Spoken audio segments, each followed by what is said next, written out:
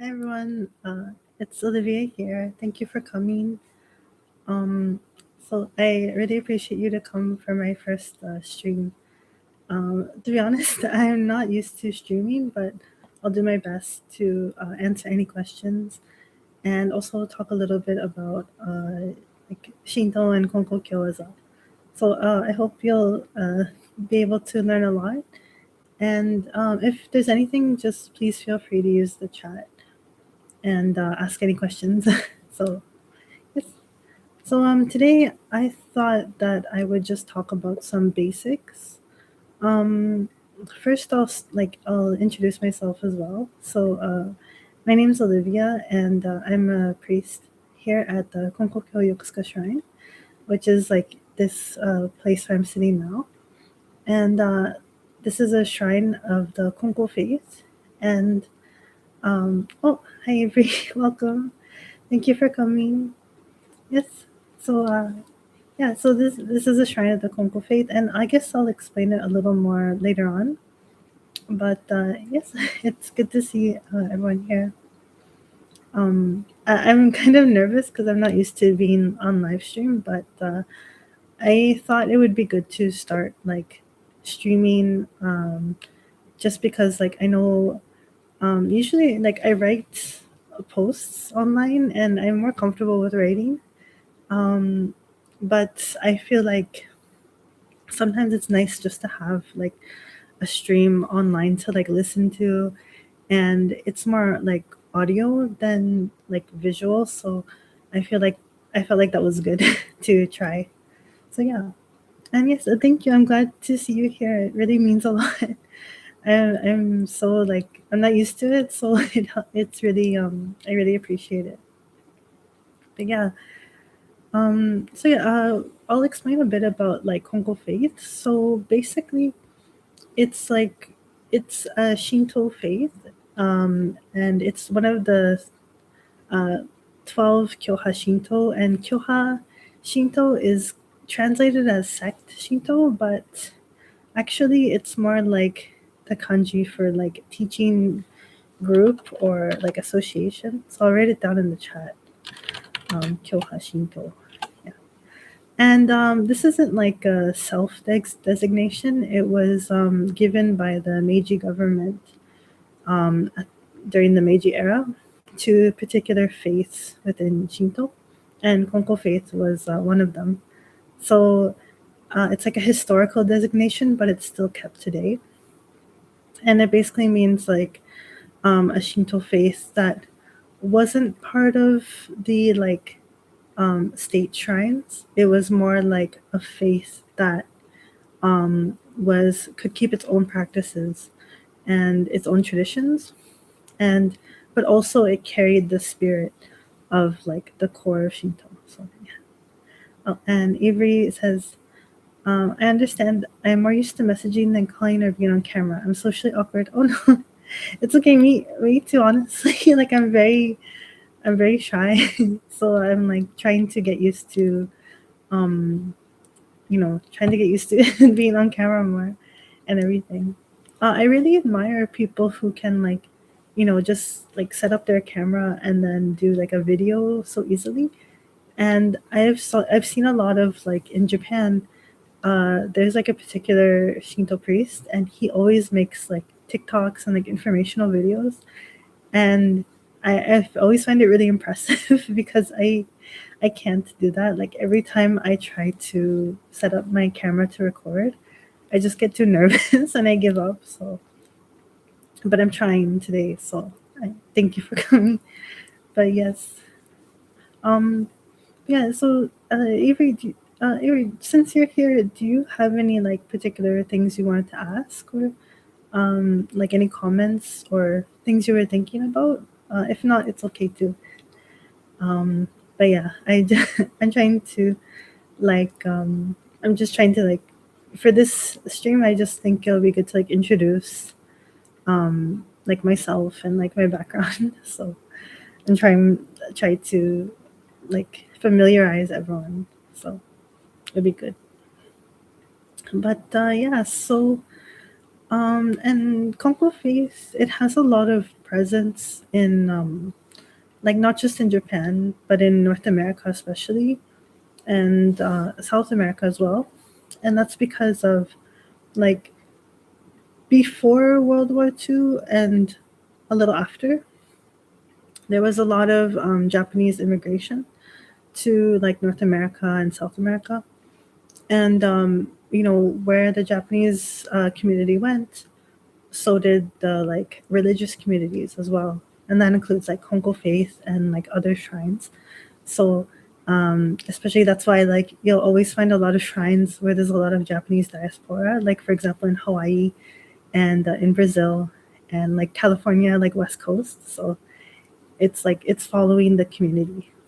Also, hi, welcome Inez. And it's good to see you. Thank you for coming. Honestly, I think it's very so like usually like when I go on video, it's in like a meeting. A lot of people like are familiar with me doing like meetings, but this is my first time doing like a more like public live stream. So I'm super nervous, but I'm trying my best. Just like generally talking about like Konko, Shinto topics and things like that. And hello everyone, welcome, Decimo. Thank you. Good to see you. Yes, it's good to see you. Thank you so much. Mm. And I'm just gonna talk about like things that I think would be good to introduce today. But if you guys have any like questions or comments, like please feel free to ask anytime, and I'll answer the best I can. Yes. But yeah, so for me, like I met Konko Faith. So I was born and raised in Canada from Toronto, and I didn't know that there was like any sort of like you know like I guess you could say like how to explain like I know there was a Japanese community in Toronto, but I knew it was like very spread out. So like it wasn't like there was like for example in Toronto there was like a Chinatown, there was like a Koreatown, and there's like all these little like communities all over the city, like Greek town, everything. But there wasn't really like a Japanese community like that. And the closest thing was like a little place called J Town, but that was more like a shopping plaza. So it wasn't really like, like an actual like big community. And there was also the Japanese Canadian Cultural Center, which is like basically like the cultural spot. But again, that was just like the one building. And it wasn't like, because in Toronto it was like whole neighborhoods like for blocks and like so many shops and so many like events and communities. But for Japanese culture, it was only the cultural center and then the little plaza, so there wasn't too much. But I would go to the Japanese Canadian Cultural Center, and they would have like events like a flea market or like matsuri, and it was really nice. So that was fun. And they still do it to this day. But like it's very like more secular, of course, because it's a public event, and it's like it would be uncomfortable if there was too much religious stuff. I think, but I'm not sure. But for example, I probably encountered the people at the Toronto Konko Church at the one of the events, but I don't think I realized because I learned later that they were always doing like a imagawayaki booth, and imagawayaki is like these little cakes, and you put like red bean inside of them, and you flip them, and all the time the Toronto Kyokai, they would do the imagawayaki. So I don't think I connected the two.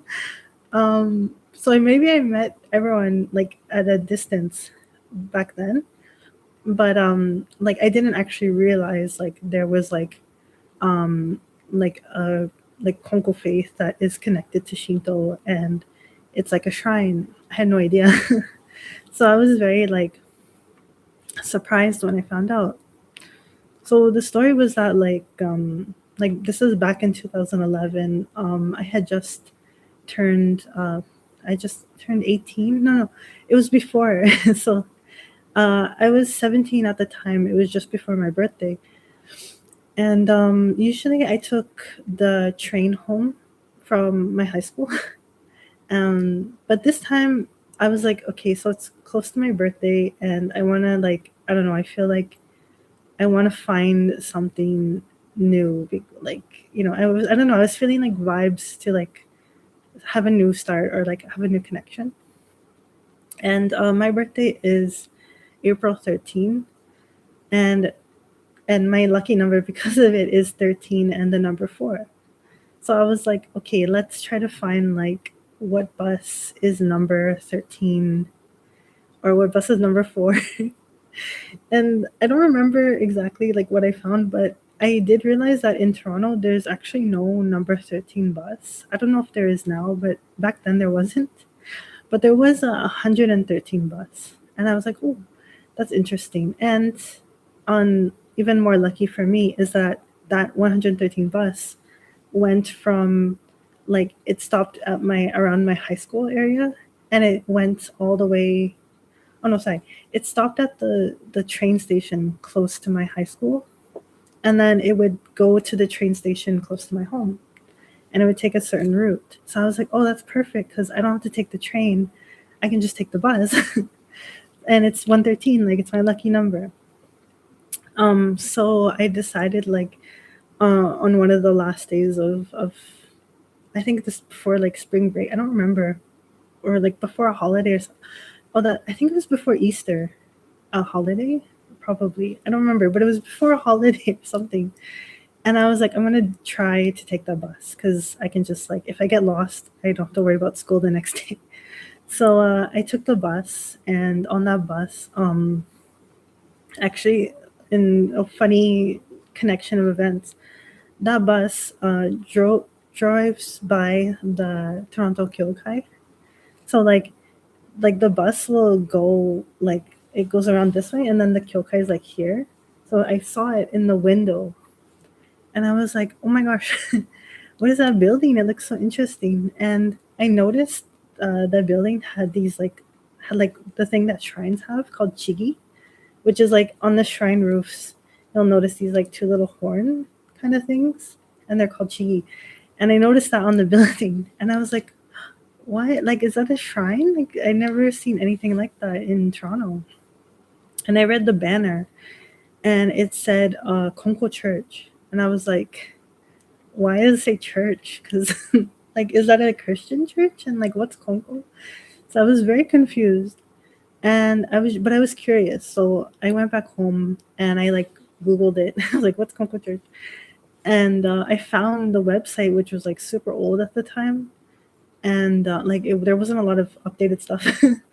And I read about it a bit, and I was like, oh, this is really like interesting. And I like it because, it's like, it felt like very universal. Like, the Kami-sama is like the universe, and, they're welcoming of all people, and you don't have to like donate to visit or like pay money to visit. So I was like, okay, this seems nice, but I don't know. So I contacted the head minister, Reverend Kishi, like through email, and I was like, could I meet you sometime and like talk about like what is Konko Faith, and I want to learn more. So he was like, yeah, like let's meet up and like let's talk about it. So wait, Avery, thank you for the comment. I will explain Setsuban after this introduction story, but thank you for the question. I'm excited to explain. So yes, so I met Kishi Sensei, and he was really nice, and he explained to me like the basics of Konko, which is like, like we worship Tenchika no Kami-sama. Oh, hi Sarand. Thank you for coming. It's good to see you.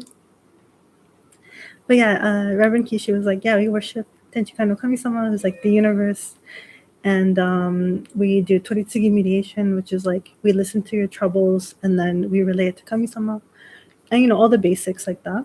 And I thought it was really interesting. And then he was like, if you want, you can have these like pamphlets and the book to like study at home, to like read a little bit more because it has more information than the website.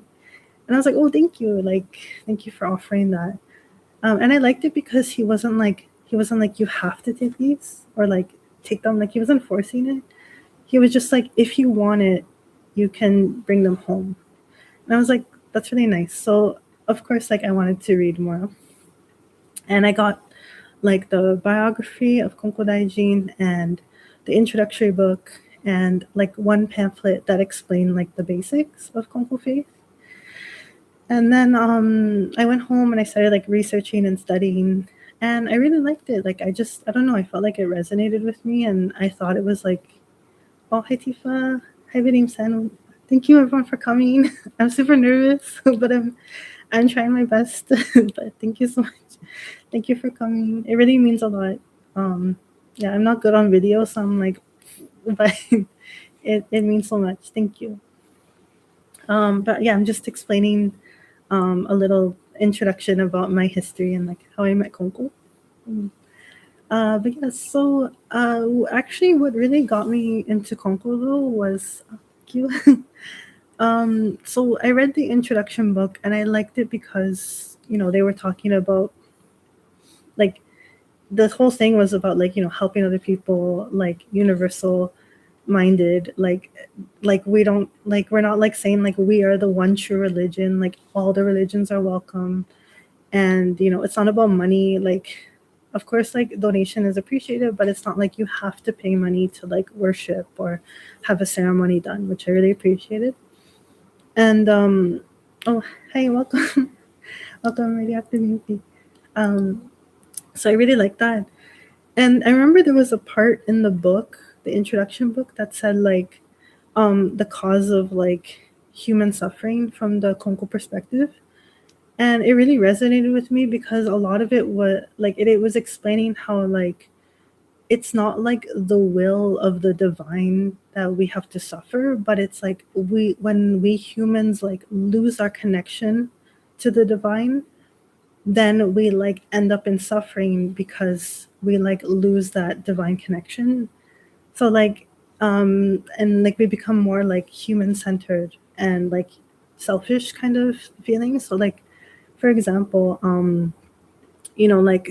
like environmental issues and like wars and like poverty, like all these things are really like human created problems. And of course there's like natural disasters and like illness and death, and those things are very hard to deal with. But like we humans kind of put more suffering on ourselves than we really should be doing in essence, because like we don't have to have poverty. We could like there's enough resources to go around. And we don't have to have wars, like unfortunately, due to like greed and corruption, like wars can happen. And it's like it's complicated like that, right? But a lot of these things are from like the human mindset and the human society. So it's like when we lose that connection with the divine and we kind of like get lost in our own like humanness, we put more suffering on ourselves than needs to like exist. I don't know if I'm explaining this correctly, but I really like that because to me, like I never really liked the idea of like a god willing bad things to happen on us for like a lesson or for divine purpose or like some divine plan. Like I never really liked that. I thought that was kind of uncomfortable. For me personally, especially like what I've been through in my life. And I feel like maybe like sometimes suffering can teach us things for sure, but like I feel like there's really horrible things in the world, like really, really bad things that I can't comprehend. Like a deity, a benevolent, loving deity would like purposely inflict on people when they had the power to stop it. Like I don't know if that makes sense, but for me, that always really it didn't really sit right with me. So I appreciated this perspective that was more like natural and like logical with like the way of the natural world than like something that's like there's a big god in the sky and he's deciding everything that happens. And I don't like that perspective, personally speaking. because I feel like when you've gone through really bad suffering, that kind of perspective is very, it's like makes it worse. It makes it way more traumatic and scary. So, anyways, I vastly preferred the Konko perspective, and I thought that was really good. And then I read about like the founder, like Konko Daijin, and I really liked his story because, like, he was just a farmer, and he didn't like claim like he was some kind of like special chosen being. He was just like, I don't. He was just like, like how to explain this? Like he just connected to Kami-sama and had sincere faith, and through that sincere faith and like listening to Kami-sama's guidance, he was able to have like many blessings and help many people. And he was never like, it's only like my special ability or like because I'm a special existence. He was like, this can be anybody. Like I'm just a farmer. I'm just a manure carrier. And if you also connect to Kami-sama deeply the same way, you can also receive the same blessings and also help people in the same way. So I really like that. Like it wasn't like he was like a chosen one or like the chosen prophet or like, like he was special somehow above other people. Like it was like strongly reiterated that he was just like a normal person, like a normal farmer. But through his sincere faith in Tenchi no Kami-sama, he was able to help many people and gain lots of virtue. And it could be the same, and it should be the same for all of us, like to connect to the divine and like evolve ourselves and help ourselves and then help other people. So I really like that too, because it felt nice to like see it so directly. And something else I liked about it, oh yes, it is a Konko necklace. Thank you. Yeah, it was actually a gift from one of the elders in the Toronto Kyokai. So it's like my treasure. but thank but yeah, so what I also liked about Konko Daji's story is that like he wrote in his like diaries and stuff, like he got sick. So like, oh, this sounds like silly, but like hear me out. So like even after people saw him as like ikigami, like he was like a very virtuous, like almost like divine person who was like close to Kami-sama. Even in that point, he still wrote how he got like sick with like colds and like other ailments, like stomach ailments and like other things like that. And he didn't like pretend he never got sick. Like that's what I like. It feels like more down to earth. Like he didn't pretend he was above nature while living as a human. Even though people were like calling him like Konko-sama and like seeing him as a living kami-sama, he didn't see himself as like above nature while living as a human. And like he was like, I get sick and it's natural. It's not like a punishment or like I don't have faith. It's just being a human. Like we will get sick. It's just how it is. And I really found that refreshing and like impactful for me because I feel like, like a lot of times there people are like, if you connect to the divine or you're like divinely blessed, like you're always gonna have good things happen to you and nothing bad will happen and you'll never get sick, etc., etc. But like that always felt uncomfortable to me too because I was like, then that means like if you just because you have like strong faith, that means like the gods, I guess, will favor you in terms of like making you above other people, if that makes sense. And it made me feel sad because like then that means like people who maybe are very sincere but then they get sick, they will feel like I'm not sincere enough, like I'm not good enough for the gods, and then they feel disconnected from the gods. And that kind of mindset makes me feel really sad.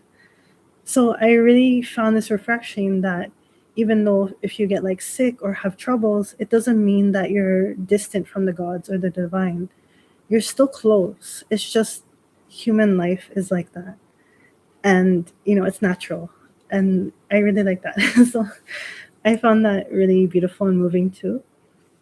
So those are some things I can think about now. that I really liked about Konko Faith that made me want to practice it more. And hello, welcome. Thank you for coming. And yeah, and so I wanted to go back for a long time to the Toronto Kyokai, but I didn't get a chance because I didn't know the schedule. And I kept taking the 113 bus to like try to see if there was like a schedule or like something. And I was like, I don't know, there's no opening hours. But eventually I did see there was like a sign that said like grand ceremony October like 22nd or something. I don't remember the exact day. And I was like, oh my god, the grand ceremony, like I gotta go. So so I noted the date, and then I came to the Kyokai on the day, and by then, so like I talked to Kishi Sensei in April, and then now it was October, so it was like 6 months between, and I was reading a lot about Konko as much as I could from the material, but like I really wanted to like participate because I wanted to see like maybe this is what the like it's written in the book, but I don't know how it is in person, and I'm kind of scared because I don't know, right? Like the unknown is scary. And like what if it's written nice, but then it's actually really creepy in real life? So I'm like, there's all these thoughts in my head. So I wanted to go. And then so I went to the grand ceremony, and it was so nice because like even though I was a random stranger and I sat in the back and I didn't really like chant anything because I didn't know what to do. Nobody like gave me dirty looks. Like they weren't like, who's that? They're just like letting me have my own space. And after the ceremony, like there's the Naorai luncheon, and they gave me like a bento, and they were like welcoming. They're like, hello, nice to meet you, like what's your name? Here, have a bento, like everyone's having one, so feel free. If you don't want to, it's okay. And I was like, oh, thank you. And I was like so shy. But like I really liked it because it was nice, because how sometimes like sometimes it's creepy when like people like show too much like kind, like what I mean, like love bombing. It's scary. and on conversely, it's uncomfortable if like everyone ignores you and like looks at you like, oh my god, who's this person? Yeah, but thankfully, like here, like everyone was just really normal, and they were like accommodating but not like overbearing.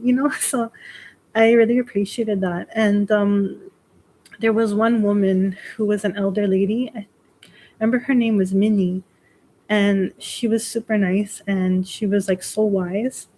And she was like, well, I hope you find, like we were talking a little bit. She's like, so what brought you here? Where are you from, etc. Like basic intro questions. And then, after our conversation, she was like, well, like, thank you for coming. I really appreciate to meet you. And like, I hope you find what you're looking for in the Konko Faith. And if not, I hope you find it like elsewhere. And for me, that was really refreshing to hear like someone in a like religious building, like a church, a temple, say.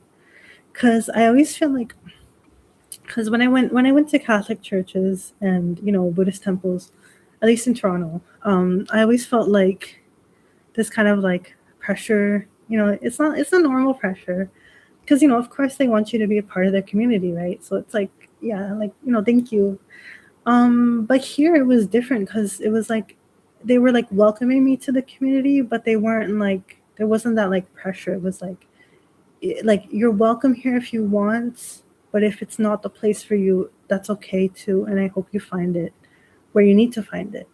And that was really different to me. It was really special, and it really moved me. And I noticed it wasn't just like Minnie who said that, but it was like many of the other Kyokai members and people. And I thought that was really cool. Like I just liked that a lot. And I felt like it was good. Like I felt like this is how it should be. Like in other religious places too, like just welcoming, but not like, that like, it's natural, but again, like it's like, you know. So I really like that. And after that, I just started to go regularly because I got the schedule. And yeah, that's why I started to go to the like practice Konko Faith in Toronto, and I like got involved more. And yeah, so that's my basic like background. um, okay, so yes. So let me get back to the comments. Sorry. So yeah, thank you. Yeah, it was a very moving experience, and I'm so thankful every time to be able to have had that moment together. It's already been like over 10 years already. This was 2011, so yeah, it's been um, like I don't know, it's been a long time. It's been like what 15? No, not 15 years. I don't know. Wait, so it's 10. Yeah, wait, no, maybe 15 years. Oh my god, I'm old. I don't know. It was a long time ago. So yeah, but I think it's still like the magic's still pretty much there. So yeah, thank you. And Avery says, by the way, Olivia Sensei, the person who left the comment in the Shinto Facebook group saying we met on Discord before was me. Oh, well, thank you. I'm glad to see you there too. And thank you for your comment. I'm glad that we can connect like on Discord and Facebook too. So thank you, Avery-san. Thank you. And so I'll answer your question about Tetsubun. So, yeah, so technically today, or actually yesterday in Japan, because now it's the 4th, but on the 3rd in Japan, it's a ceremony called Setsubun. And Setsubun is like a ceremony to basically celebrate like the traditional beginning of spring, which is like, you don't think about spring in February, but like in the ancient days in the old calendar, this is like the beginning of like spring technically. So like we're finished the like super cold season and we move into the warmer, springier feelings from now. So even though it's cold, it's like kind of a mark to show that the seasons will eventually start to change. And like the question is like, why are we like throwing beans at Oni?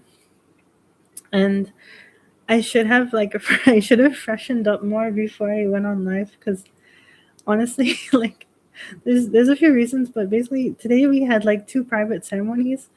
So my mind was on the ceremonies, and it's also a little bit late. So my mind is not super sharp, but I'll do my best to explain. So basically, so and this also relates to Konko Faith. So I guess it's interesting that way too. So traditionally in Japan, there's kind of this idea that like, or there was this idea, and there kind of is still traditionally, where okay, so you know the like Chinese zodiac or Asian zodiac, Japanese zodiac too. It's like a wheel of the animals, and so in Japan in ancient times, you could overlay this wheel both as like a clock, so like it would be like a time wheel too, and it would also be a directional wheel, so like north, east, southwest, and all the directions in between. It would be like matched up with the zodiac animals. So yeah, it's very it's very interesting. So basically, like, um, the direction. Wait, I'm trying to orient myself because I'm mirrored on the webcam. So the direction of the ox and the tiger is the north. Is it the northeast direction? I'm pretty sure. But this direction between the ox and the tiger is the like the it's called like the Kimon, like the demon's gate. Because if you think about Oni or demons, as it's translated, they have features of ox, like they have the horns and like the big bodies, but they also have features of tigers, but they have the big fangs and the claws and like the tiger pants. So they're like having the energies of like these two animals, these two zodiac animals. So like the direction of these two signs is seen as like misfortune or like scary because of these like energies, like these fierce energies, and like that's like the Oni come from this direction, and it's like a scary direction. So and during Setsubun, like it's thought that like the Oni are like coming from the direction, and so like to like ward them away, you say like don't come, like go away, and then the beans are thrown at them to make them go away. And I'm trying to remember why it was the beans. I'm pretty sure it's because it was like a it was a pun, but I'm not I'm not sure. I'm sorry. This is really like I should have researched again. I could check it on I can check it online maybe, or someone could check. But basically the beans are to like reflect or like push away the oni from coming from that direction. And there's another tradition called ehomaki, which is like you eat a long sushi in the direction of the kimon. And I don't know. I remember why it was a. I think there's also a pun on ehomaki. I'm sorry. I'm a fake priest. No, I'm joking. But I should just properly research and then write an article about it and like teach about it properly. But yes. But the thing is, so in the reason I'm kind of like fumbling here is because in Konko Faith we don't really celebrate Setsubun actually, because like our kami-sama is Konjin-sama also, and Konjin-sama is like the big scary like Oni kami, and when Konjin-sama is in the northeast direction, he's like extra scary. So like so yeah, so Konjin-sama is like related to this whole tradition. But in Konko Faith we don't see Konjin-sama as like evil or like, and we don't see the Oni as evil. So we don't try to like reject them. And like we actually like welcome the Oni because they're connected to Konjin sama. So we say that they bring blessings instead of bad luck in Kongo faith. So yeah, we don't really practice it here the same way. Oh, thank you so much, Sand. Okay, so Sand says he found this. The word mame bean is a pun on mametsu, meaning to destroy evil, symbolizing the expulsion of evil spirit. Oh, thank you so much. Yes, exactly. I knew it was a pun. I just couldn't remember the pun. But thank you. Thank you so much. Arigatou. Yes, exactly. So yeah, a lot of traditions in Japan are also based on puns and things like that. I want to find out if anyone knows uh, the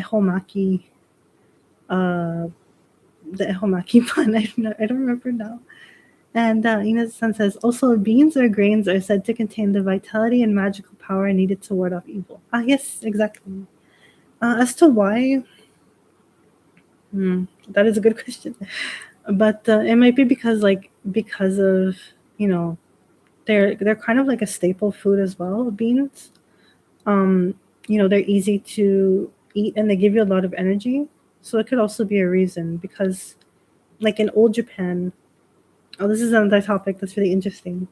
But like I would, okay, I'll save it for later. But basically, the topic I want to talk about is like Shinto is really like a religion centered around like harvest and like grains and like and food. But I'll talk about it later. But yeah, so it could be like beans are related to that like aspect of like they're very filling and they give energy and it relates to survival and life. So it could be that reason too, like why it got the name Mame, and then Mame was connected to Mametsu. So there's a lot of stuff I have to research more. But yeah, so yeah, in Konko Faith we don't really practice like the Setsubun stuff traditionally because of Konjin sama, and then, like if you reject the Oni, it's like rejecting Konjin sama, and that's not good. So yeah, so we don't practice it the same way.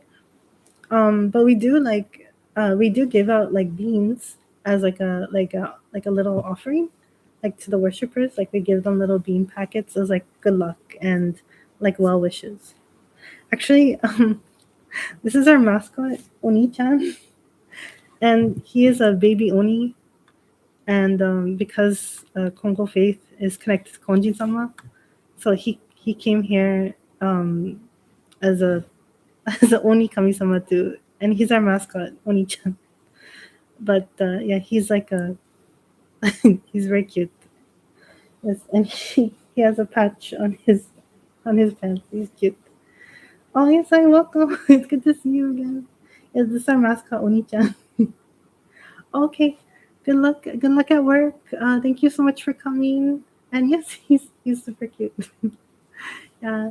But yeah, so it would be super mean if we threw beans at him. So we do not throw the beans at Oni-chan.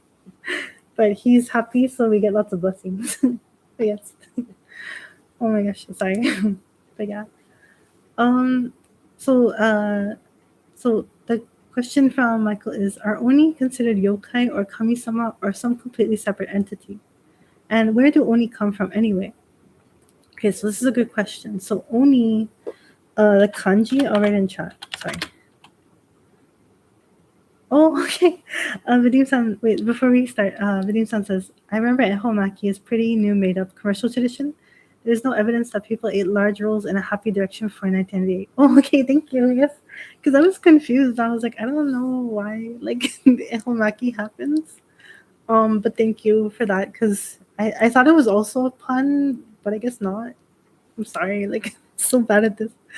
Sumimasen. But yeah. Yeah, because I guess they like took a mix of like the commercial um tradition of like buying a sushi plus the traditional meaning of like warding off evil from the Kimon demon direction. Then it came into this modern tradition of ehomaki. Honestly, I've never had an ehomaki. No, I had one once, and it was yummy, but I just ate it like a normal sushi. I didn't eat in the direction. And yes, Oni-chan says hi. Says hi. Happy Setsubun. He's super cute. But yes. And so yes, so back to the questions. Oni, this is the kanji for Oni. Um, and I want to say it used to be this kanji too. Hold on, sorry. This is a kanji for like spirit. Sorry, hold on a second. The kanji, this one. Okay, sorry, this one. And you can see, so the first kanji is Oni, and the second kanji is like Tama, or like spirit, or Damashi. And you can see like the same like radical is there. So as far as I know, wait, sorry. I'll read the comments. So Sand quoted, Echo refers to the direction of the god of the year who controls the good fortune of the year. And if you do things in the direction of the lucky direction, everything will be good. Since the sushi rolls are eaten facing in that direction, the sushi came to be called Eho Maki or Eho Sushi. Oh, thank you so much. Thank you for finding that. Yes. And yeah, the thing about the god who controls the fortune of the new year and the direction, that also comes from the same, like the thing I explained with like the zodiac animals and then the directions. And there's like they say that there's like a god for like each direction, and Konjin sama is like one of those gods, but he's like the evil one. But actually he's not. So well, at least my belief is that he's not, because I don't know, I haven't had anything bad happen to me. Knock on wood.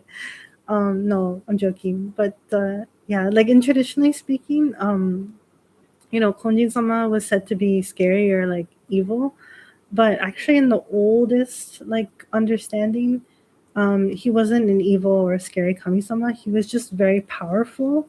So he could either bring like super big blessings, or super big like tatari, like scary things. So you had to be careful, like you had to be respectful to Konjin sama because he was so strong.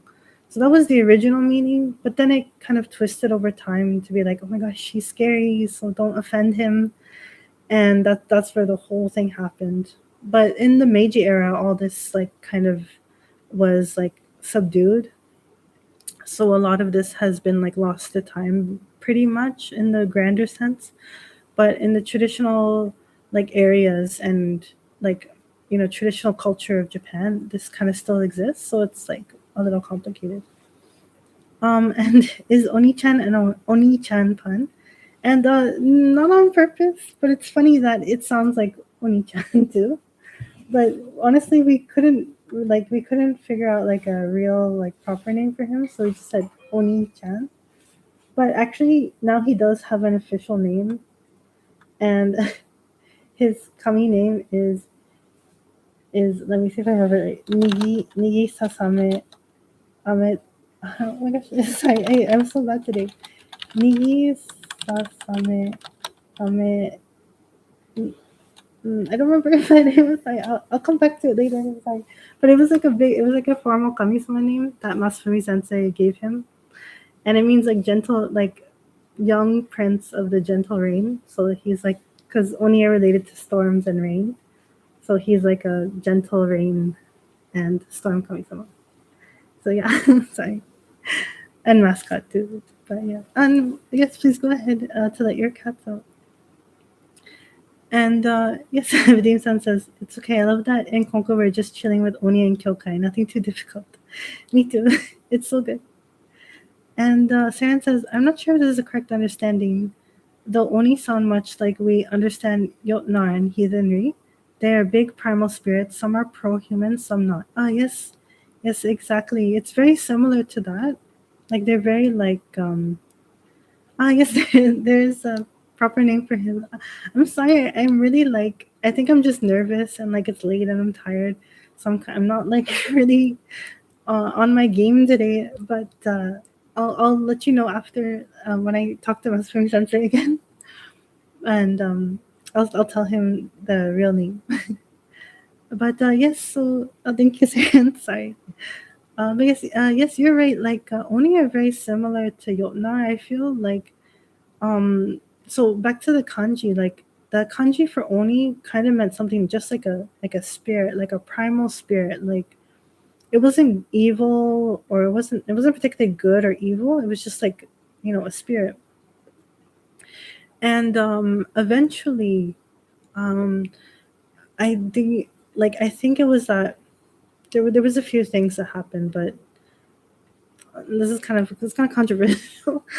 But in the basic sense, like people started to equate Oni with like again like the primal spirit, and eventually it became connected with like the kimon, like the ushitora, like the ox and the tiger.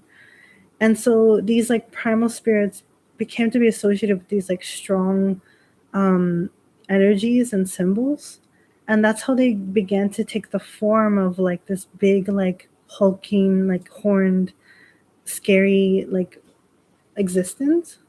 But before they became connected to this energy and this direction, they didn't really have a specific form or image. So it's really interesting. And some Oni can be yokai, which is like yokai is like something that's like strange or like eerie, like it makes you feel like unsettled, and it seems like a little bit dangerous.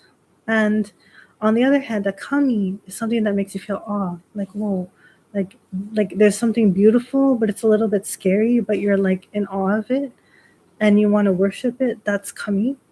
But yokai is something that makes you feel like strange or like scared or like it's eerie or like unknown, like the fear of the unknown.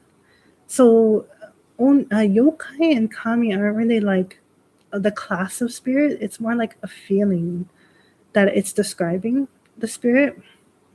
And so that's why Oni can be either kami or yokai depending on the nature of that Oni. So if they're like a noble Oni, if they're like, for example, some local legends of Oni shrines like Jinja, the story is like the Oni was helping people like learn farming or like helping them in a troubling time. So the people were felt awe and reverence. So they worshipped the Oni as a kami-sama after like they passed away or like after they left. But other times an Oni is a yokai, especially when they're like violent or causing harm, or they're like scary, like in the woods, like maybe hiding in the woods or in the cave, or like kidnapping people. That's when they're more like yokai. So it's kind of like the feeling the Oni gives. But the Oni is just Oni. It's like a primal spirit that's connected to these like fierce and like sturdy energies of like the tiger and the ox zodiac signs. So it's kind of like that. But also there was this like older, um, kind of older understanding of Oni. And this one's a little bit controversial, but I feel like I might as well bring it up because yes, it's interesting. Thank you. Like radioactive EMP. Like yes, the story of Kibitsu Jinja relates to this. So let me get into the story of Kibitsu Jinja. So Kibitsu Jinja is a shrine in Okayama Prefecture. It's the like oldest shrine in Okayama. And way back in ancient times, Okayama was called Kibi, like the province of Kibi. Um, so this is like the Kibi's shrine, like the protector of Okayama, protector of Kibi. And how this shrine was founded was that there was a story of an oni named Ura, and Ura was like teaching people how to farm. Oh no, sorry. So Ura was said to have come from like a faraway place or faraway land, and he set up a castle on a big mountain. And this castle ruins still exist. It's called Kinojo, and it said like Ura settled there with like his other oni friends. And but then he met the local villagers, and instead of like people were scared of him because he was like a big scary oni guy, but they quickly realized he was friendly because he taught them how to do farming with like new tools, like new technology. And like he made their rice crops like super good with the new technology and the new techniques. So the villagers loved Ura, and they thought he was a great person, and like they were really welcoming to like him and his people. However, the at the time the imperial family, the Yamato clan, they heard of this situation happening in Kibi, and they were like, "Who's this? Like, who's this guy Ura? Why is he helping these people?" And they felt threatened because back then, rice crops was like money, because the more rice you had, the more you could feed the people, and then the stronger they'd grow, and like more fertility, more population, more ability to build up their town. So like rice was very valuable. It was like money. And of course, the Yamato clan had most of the rice, but they were like, oh, what? Like, if they get more rice, they could cause an uprising. Like, they could go against us if they have more power. Like, this Ur guy is dangerous. So they sent over one of the prince of Kibi, like the noble prince there. His name was Kibitsuhiko no Mikoto-sama, to like investigate and like figure out who Ura was. And apparently, like the story goes that the Yamato clan told Kibitsuhiko that Ura was like evil, like he was an evil oni, and he was like killing people and like murdering women and like doing horrible things, like eating babies, like all this crazy stuff. Like that. Okay, I'm kind of exaggerating, but like basically they said he was like a really evil guy, harming the village, causing problems, and you have to stop him. So that's what they said. So Kibitsuhiko goes, and he's like he's super ready to like fight this evil guy. And okay, wait, I'll pause here because there's a comment. So let me go back and read the comments. But yes, so Avery asked, so yokai are evil, right? And not evil, but like Satella-chan said, like not evil. Oh, sorry, that's Tifa. Sorry, Tifa-san. Like Tifa-san said, they're not evil. They're just like something that makes you feel like uneasy, like because they're like, when you like when there's something unknown, or like you go into the dark and you feel scared, that's like yokai. Oh, also, okay, go ahead, take your time. So that's yokai. It's not evil, but it's just like a scary feeling. And Vidim-san says, well, if yokai is something frightening and uncomfortable, I would say that you can consider it as something not very good for yourself. So you can say bad. Oh, yes, that's true. Like it's like bad for your soul, I guess. Like it's doesn't make you feel comfy. It can make you feel chaotic because you're like scared and uncomfortable and like, oh my gosh, what is that? Like, it's like the feeling like a horror movie gives you. Like when you're scared from a horror movie, that's kind of like the feeling yokai invokes in people. Like something like, oh my god, what is that? I need to run away. I'm scared. But it doesn't mean they're evil. It just means they make us have that feeling. So it's kind of like that, if that makes sense. Also, welcome back. I don't know if you caught that, but yeah, basically I said like yokai aren't evil. They just make you feel uneasy. So that's the difference. And Ina-san says, "Wait, isn't there a story like that in an episode of Inuyasha?" And there might be. I don't remember, but so spoiler: the story of Kibitsu Hiko no Mikoto-sama is the inspiration for Momotaro. So like, Momotaro is based on Kibitsu Hiko no Mikoto-sama, so that's why it might seem familiar. So. Or like Inuyasha is based off it. The Momotaro maybe. I don't I don't remember though. Also, Aya-san says, this is actually a thought with horror in comparison with yokai. Never thought of it that way. Ah, yes, yes, exactly.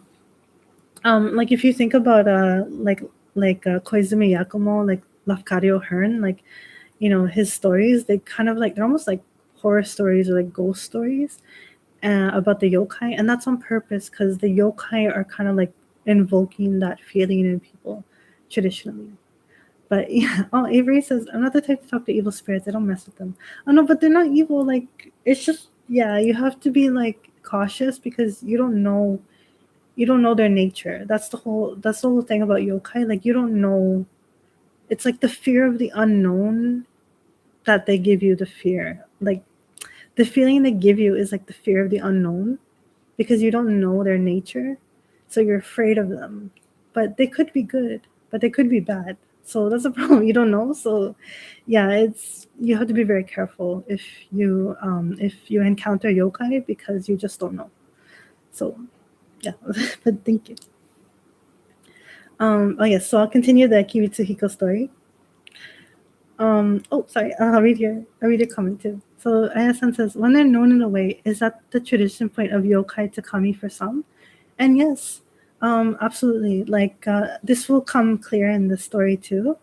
But yeah, once they're like more known or more like acknowledged, and their nature is more kami like nature, then yes, often they're worshipped as kami-sama.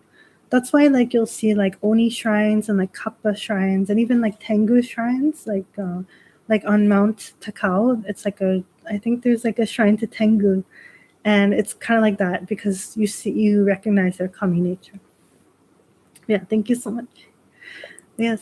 So I'll continue the story. So Kibutsuhiko no Mikoto-sama goes to fight Ura.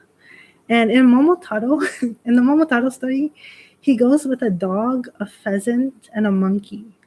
And the reason for that is because the opposite direction of the ox and the tiger is the monkey, the rooster, and the dog zodiac signs. So they're like directly opposite of the ox and the tiger. And that's why Momotaro, who's fighting the Oni, has like the three animals with him because they represent the three zodiac signs that are opposite, in opposition to the ox and the tiger. And I didn't know that, and I was always like, "That's so random. Like, why is there a monkey, a bird, and a dog?" But then it all made sense when that was explained to me. So it's pretty cool how they add like the little symbolism in the fairy tale version. So it's pretty cool like that. Oh, I guess, okay, sorry, Averyson. Yeah, I was just talking about evil spirits in general, but I understand. I guess, sorry. But yeah, definitely, like, if they're actually evil, yeah, like, evil people, evil spirits, just better to stay away from them. You know, it's, don't involve yourself in trouble if you can. So, yeah. But yeah, so Kibitsuhiko-sama, so he goes to fight Ura.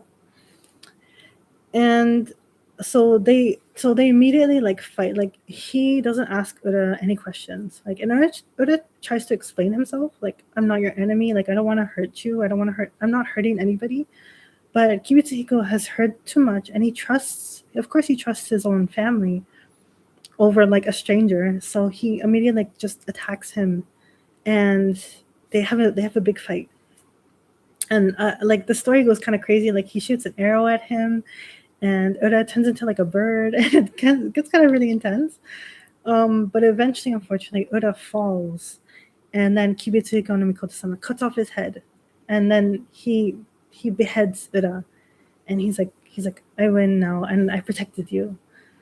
And then he goes back to the village, and he's like, you're all safe now. Like, I saved you from Ura. You don't have to worry anymore. And they're all horrified to hear what he did, because like Ura wasn't evil. So they were like just shocked.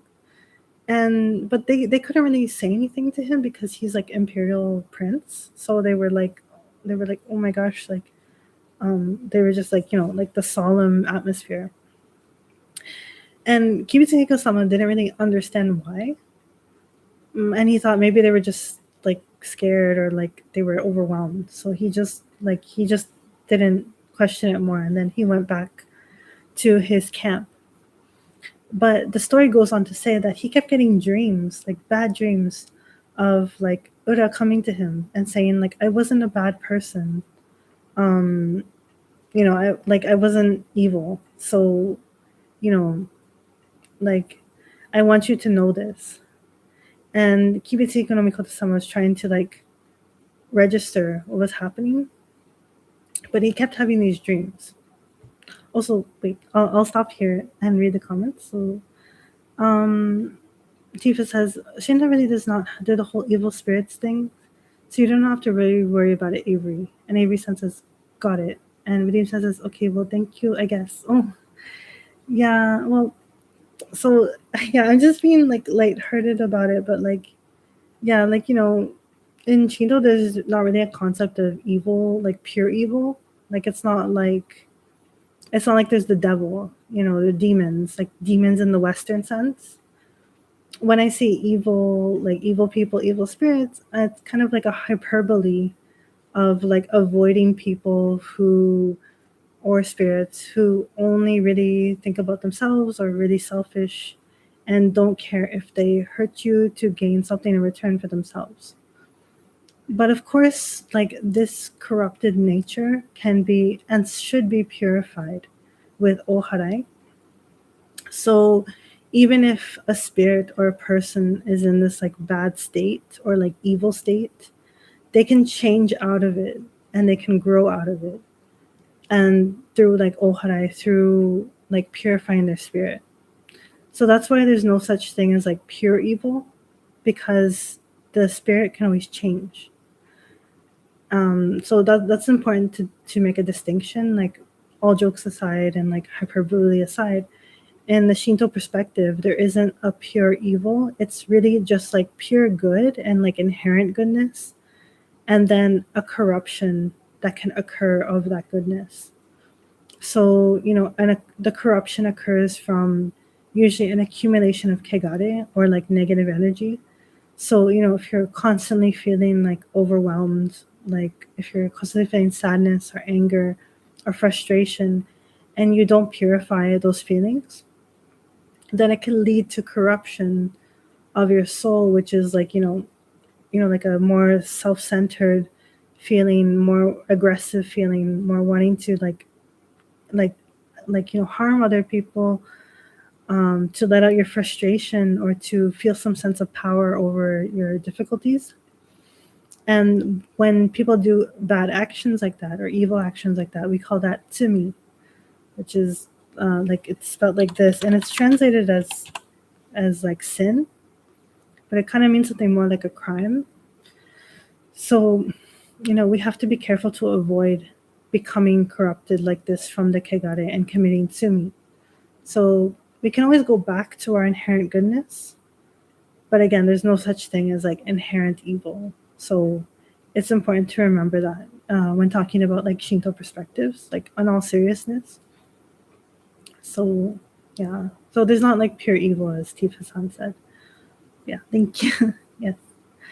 So yeah, it's good to remember. And we'll find that out in this story too. So continuing the story, where Kibitsuhiko no Mikoto-sama thought Ura was like a pure evil, he realizes through his dreams that he wasn't evil at all. And he feels remorseful. So he goes back to the place where he buried his severed head. And he takes the severed head and he goes to the current location of Kibitsu Jinja. And he places it under like a sacred hearth. And he enshrines Ura-sama there as a kami-sama, like a protector of the village.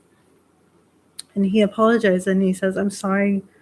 I should have realized, I should have like talked to you and said and understood what was happening. And I apologize for, what I did to you and how, I took your life without good reason. And Urasama forgives him, of course. And he says that from now on, like, I'll protect Kibi still as a kamisama. And if anyone in Kibi or outside Kibi wants to receive guidance, then tell them to come to this place and receive, like, I will give them like a divine message through the sacred earth. And this tradition still exists. It's called Odoji, as I remember it, but I know there's another name for it. But basically, it's like a big, huge traditional rice kettle, and it sits on top of the flame. And under that flame, under that fire pit, is said that's where Ura's head is buried.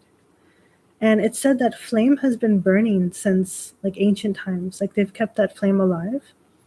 And there's always been someone attending to the rice, the big rice pot. And it said the first person to attend to this rice pot was actually Ura-sama's wife. So usually the role of the attendant of this rice pot is a woman to respect that original tradition. And so nowadays you can go to Kibitsu Jinja and like receive this divination from Ura-sama, or like not divination but divine message from Ura-sama from this old story.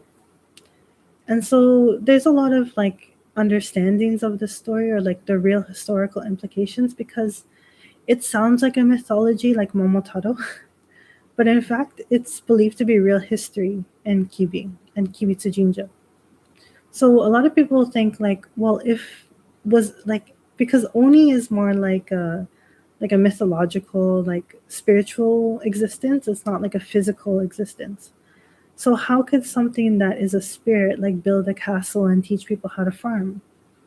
So a controversial idea or theory or like idea that kind of floats around was that Ura-sama might have been a foreigner, like a foreign person who found his way to Japan somehow and helped these people. And as to where he came from, a lot of people think he might have been like a Sogdian, because the Sogdians were people from like Iran, I believe, or like Middle East area. And they traveled all the way to South Korea, and they had an established presence in South Korea, like a very documented established presence. But we don't know if they actually went to Japan. But people think that Ura-sama might have been a Sogdian because he was described as tall, and he had like reddish brown hair, and it was like curly, and he had like big muscles, and very like muscly and hairy, and like, and like a big nose and stuff like me. Um, so they think he might have been like a Sogdian man, and he came to Japan from South Korea, or like he didn't mean to come to Japan, but maybe he got like, maybe his ship and his crew got like lost on the shore of Kibi, and then they tried to settle there, and that's why he had better farming tools and better technology, because he would have the technology from both like the Sogdian culture and like the South Korean rice farming culture. So, well, back then it wasn't South Korea, but you know what I mean, the same like peninsula side. So maybe he came from there, but nobody knows, and it's kind of controversial to talk about. But it's interesting because I think it's possible that it could have happened, especially if, like, of course, like Ura-sama maybe not was like a physical, like a spiritual existence, but a physical existence. So I think it's interesting to think about that. And like think about the old, like ancient Japan. This was before any writing came to Japan. This was, I would say, like maybe the Yayoi era, the Kofun era, which is like before 200 CE.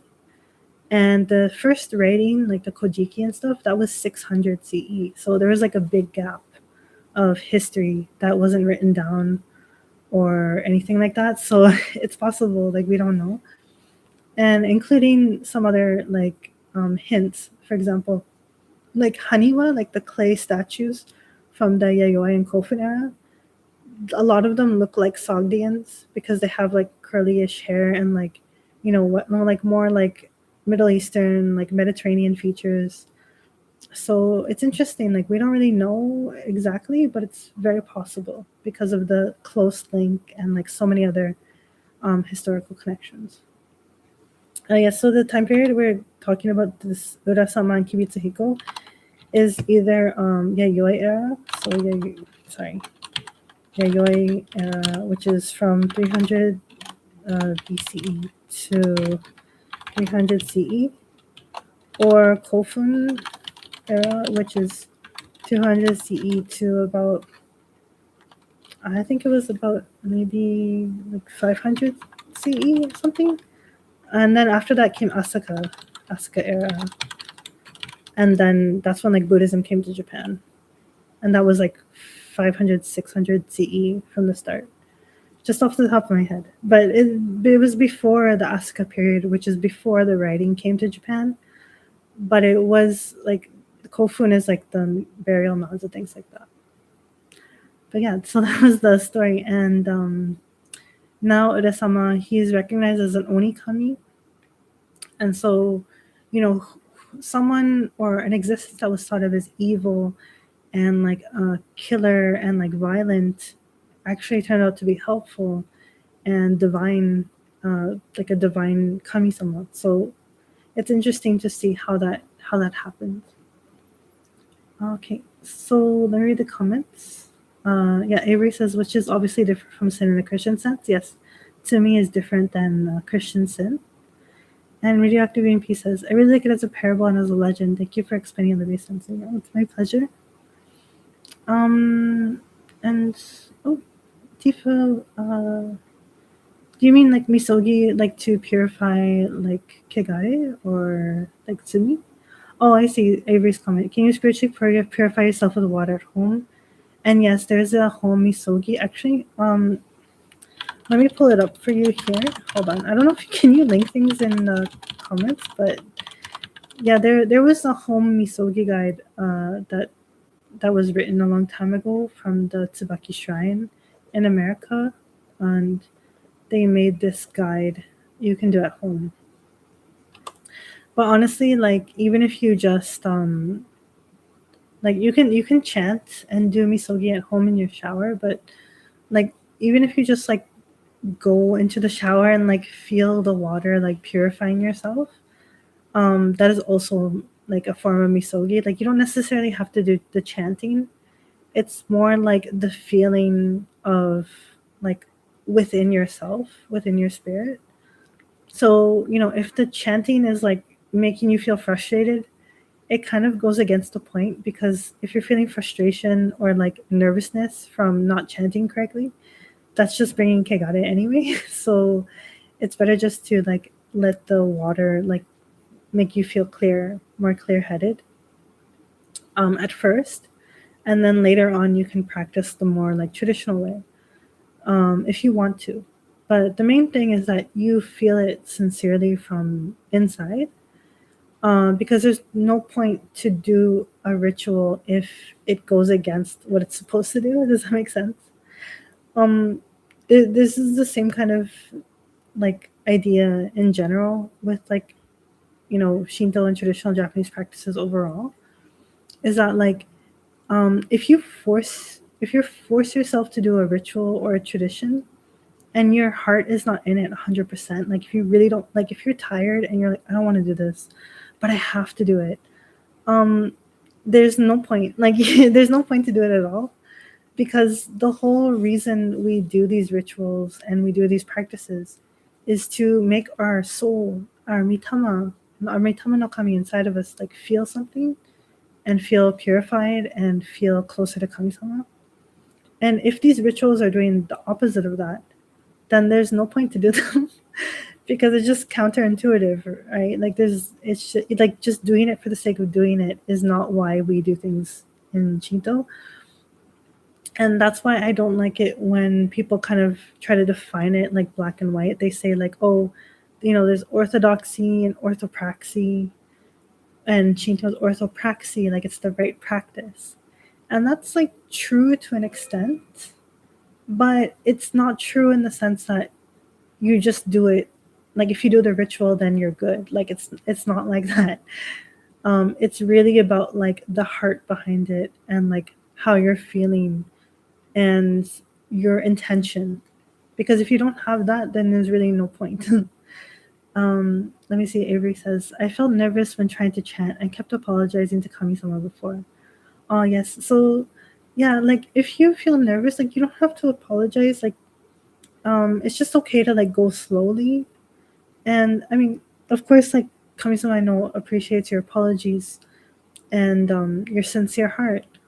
But also, I feel like Kami-sama wouldn't want you to feel worried when you're praying. Like it would be good to just, like it's okay. Like tell yourself it's okay to make mistakes. You're just starting out. To chant the Japanese prayers. And give yourself some grace because Japanese is not like your native language. Even for me, like when I first started to chant Norito, like I was really bad because I'm not a native Japanese speaker, and there was a lot of things I had to learn about pronunciation and cadence and tone and all this stuff, and it's very overwhelming. So it's important to give yourself that grace and just take it slowly and not worry like, oh my god, I'm not doing this perfect right away. It's important to just take your time each practice. Don't like overwhelm yourself by saying that you have to like be perfect right away. So that's important. Saren says, orthopraxy and orthodoxy are two sides of the same coin. Orthopraxy is right practice and is informed by right thought. The practice doesn't make sense without the right mindset. Right thought and right action don't mean perfect thought or action, though. Oh, yes. Thank you so much. Yes, exactly. I believe that too. Like, that's the perfect way to explain it, honestly. Especially for like ancient traditions, because the two are like so intertwined. I've noticed this with like a lot of ancient traditions that like worship the gods and ancestors. It's not like one or the other. The two come together, and it's like a mariage. Like they go together well. So you definitely have to have both, and they support each other. So thank you for that comment there. Avery San says it's a good thing they understand I'm trying. Yes, definitely. Yeah, and San says, yeah, without right practice, you're just thinking about doing right. Exactly. Yeah, it's like definitely a mix of both.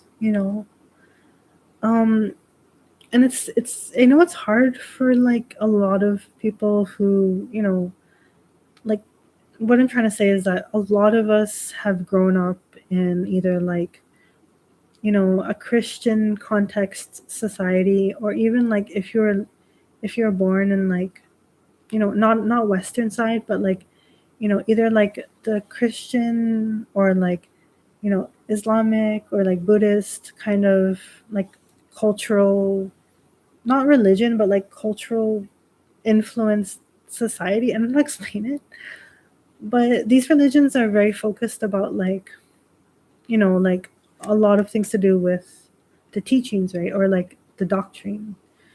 So like what did the Buddha say, or like what did Jesus say, or like what did Prophet Muhammad, peace be upon him, say? So it's like a lot of this is based on like the teachings, or like what did they say, or like what did they teach.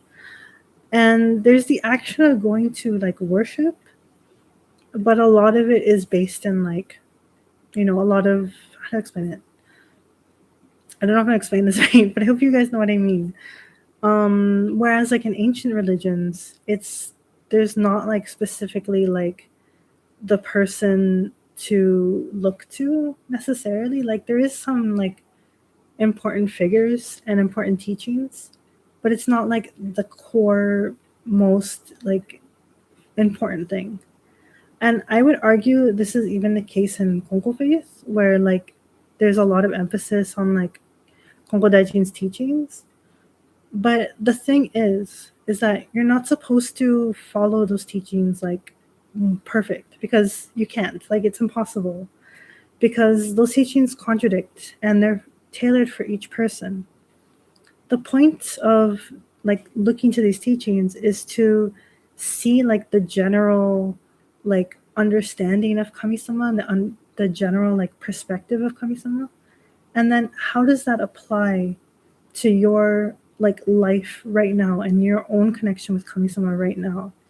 That's why it's like an active practice. Like you don't just read it and you understand and you're done. It's more like you read it and take it forward and then practice your like trust in kami-sama, you seek you seek the answers to your own specific situations, you know. And that's why we do toritsugi, because you have to actively live in the present and find the answers to your questions now, and you won't find it necessarily in the book. Like you'll find like similar guidance, but that's not the true answer. You'll have to find the true answer in your daily life, in your daily practice. So I think that's kind of like the change, like the nuance difference, you know. And Radioactive EMP says, is it more of an everyday practice way of living as opposed to a dogmatic set of rules set by someone? And yes, exactly. So like that's exactly the difference. Like you have to like apply like what you read in the teachings to like right now, like right here, right now, you know. Like even if even if you read a teaching that could apply to you, it's technically not your teaching. Like it was given to that person in that time and that place. It wasn't given to you in 2026 and your circumstances and your background. So that's a big difference, and we have to like put in the work to find the answer with kami-sama, with toritsugi, with our active daily practice. So I feel like that's the difference, because like a lot of times, like at least for me in my experience growing up Catholic, like people will just like open the Bible and they're like this is the guidance and this is the what the Bible says, and if you listen to this, then you're good. Like you're following God's way. And it's like, okay. And so you have to like follow everything in the Bible. At least that's what I learned in my experience in the Catholic Church. But in Konko, for example, like focusing on the teachings, it's like, well, there's this teaching that is similar to your situation, and it could guide you to find the answer to your specific situation. And you know, it's important to do toitsugi about it. It's important to pray to kami-sama about it actively and like look for the answer for you. And the actual answer will not be in the book. It will just it will kind of point the way. But it's not like you have to look to it as like this is the answer, you know? So that's the difference. Vidim-san says, but isn't it true that Jinja Shinto don't really focus on some faith like Kyoha Shinto? I remember interviews with Shinshoku who said that they don't really believe in kami, or not sure if there's kami. Yes, so that's a good comment. So unfortunately, like, I'll say, I'll get into it, but like when the Meiji era happened, I don't know, let me rephrase. So before Meiji, Jinja were kind of like a mix. So some of them were really, really like faithful, like religious per se. Like they were very spiritual. The kami-sama of the Jinja would have like their own teachings, and like there would be like a founder, kind of like Fushimi Naritaisha. You know, there's like the founder, the founding clan. There's teachings specific to Fushimi Naritaisha. You know, or like Suwa Taisha. There was like, you know, the specific family, there's specific teachings, specific practices. So that definitely existed.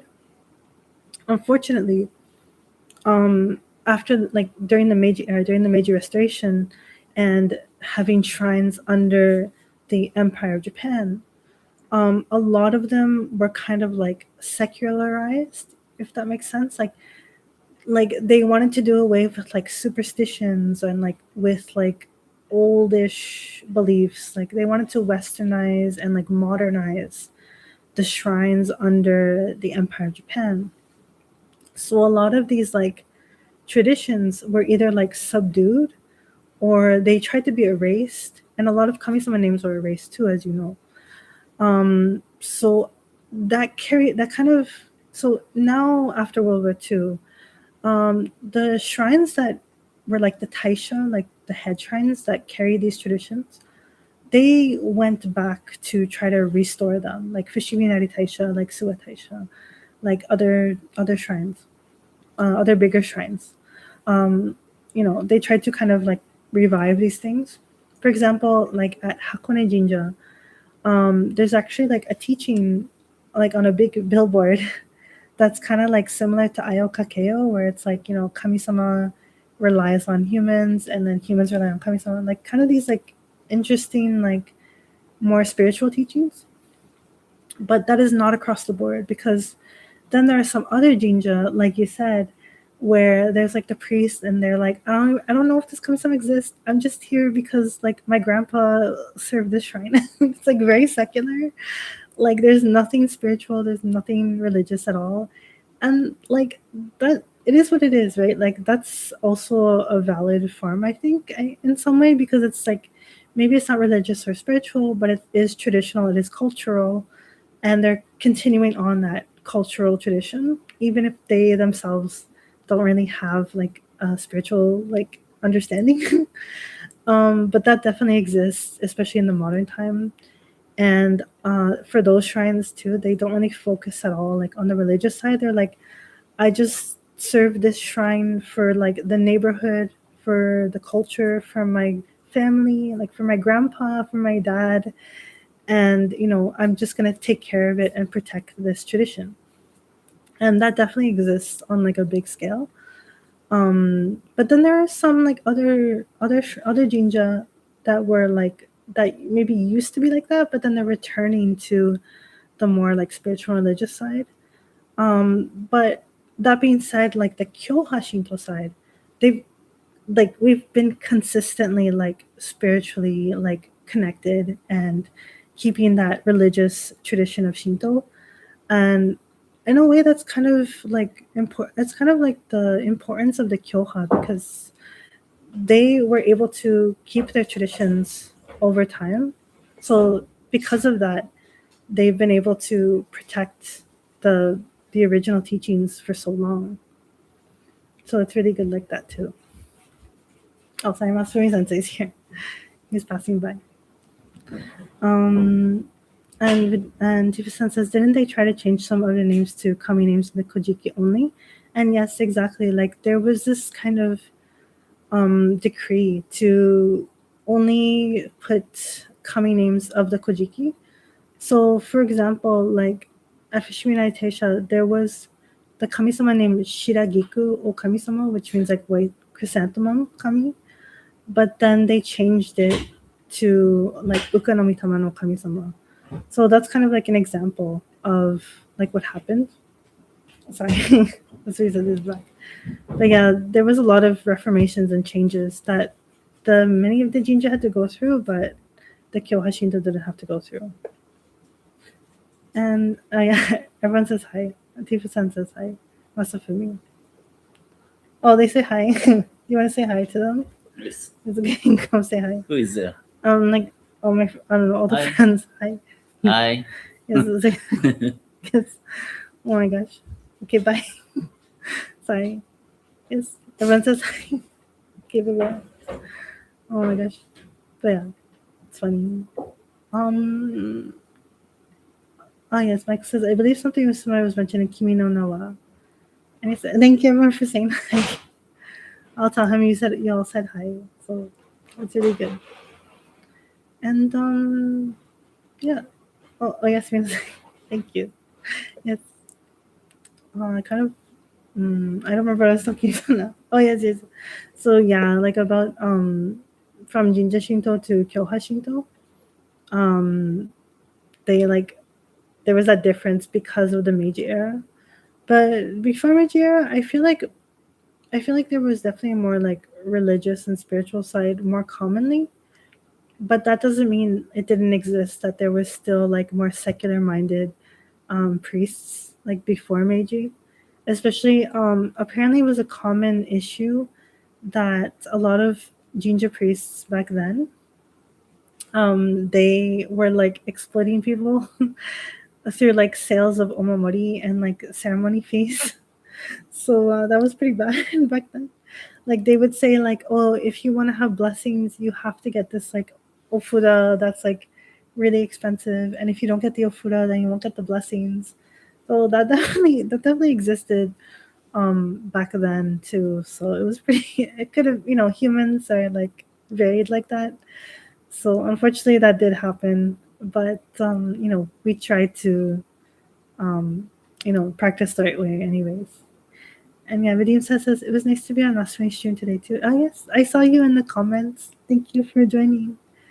It was nice to see you there. Yes. So I don't know if anyone knows this, but Masumi Sensei also streams like this. But it's in Japanese, so um, it might be difficult to understand. And it's also focused on more like grief care. So if you've lost a loved one, he mainly focuses on that topic, like how to move past grief and move forward after you've lost someone. So it's very good too. Yes, Kimo Talks. It's called Kimo Talks. I think I can link here after. But yeah, so it's if you want to check it out, it's also good too. But yeah, I've only recently started like streaming like this too because he was like, "Why don't you stream too?" And I'm like, I don't like to be on camera, but I can try. And after doing the meetings a little bit more, I thought, well, it might be good to have a YouTube stream as well. Just for people to participate and talk about stuff. And the good thing too is that it records after, so if you ever want to go back and like check something, you can always like check it again. So I think it's good. And honestly, my main motivation for doing this is so I'm used to writing articles a lot, and I feel way more comfortable expressing myself in writing. And I have the time to think about stuff, and I can like listen to music and everything, and it helps me more. But the unfortunate part about articles is that like people who are visually impaired, it's hard for them to like engage with like more text-based things. And I know that there's like screen readers and things like that, but like you don't want to hear like the screen reader voice like like it feels a little bit like not as like personal, I guess. I don't know, it's hard to explain. And I know a lot of people who are visually impaired and affected by like blindness and other issues like that. So yeah, like the AI screen reader voice, and even if it sounds humany, it's still it's still a robot reading, which is good. Don't get me wrong, I'm very thankful for screen readers, but it's not like it's not the greatest way to engage with something. At least in my experience, and also like from my friends who are visually impaired, like they've been trying to like say like it would be good if you could like also do like a podcast or like videos. And I'm like, yeah, you know what? That's true. Like, I should try to like put myself out there and like have like explain things in a medium that's not just text. And maybe it's nice that people can like see me too. I don't know. No, like I don't think it's like interesting, but like maybe it's good to be able to like talk to someone too, like in a way, even though it's online. So yeah, I wanted to try to like just put myself out there more and like try this medium as well. And to be honest, like doing TikToks and stuff, I've tried, but I really don't have it in me. Like it's very difficult to like record on the small like phone and like say something on the camera, and I'm like I get like stage fright. Like I immediately freeze. I don't know what to say. And I really respect people who can make reels and TikToks because it's so hard for me. I don't know why. And I really, really admire people who do that. And I know like Sarah does like TikTok videos and like informational videos. So like I really respect that. And I really want to try to. So here's me trying in 2026. But yeah, I thought it would be good. I'm always thinking of my friends who've talked to me about that, and they're like, it'd be nice if we could listen to your voice. And I'm like, oh, okay, thank you. Oh, yeah. Oh no, thank you so much, everyone. Thank you. It really means so much. Like Honestly, I like it's so scary. So thank you so much. Thank you. It really means a lot.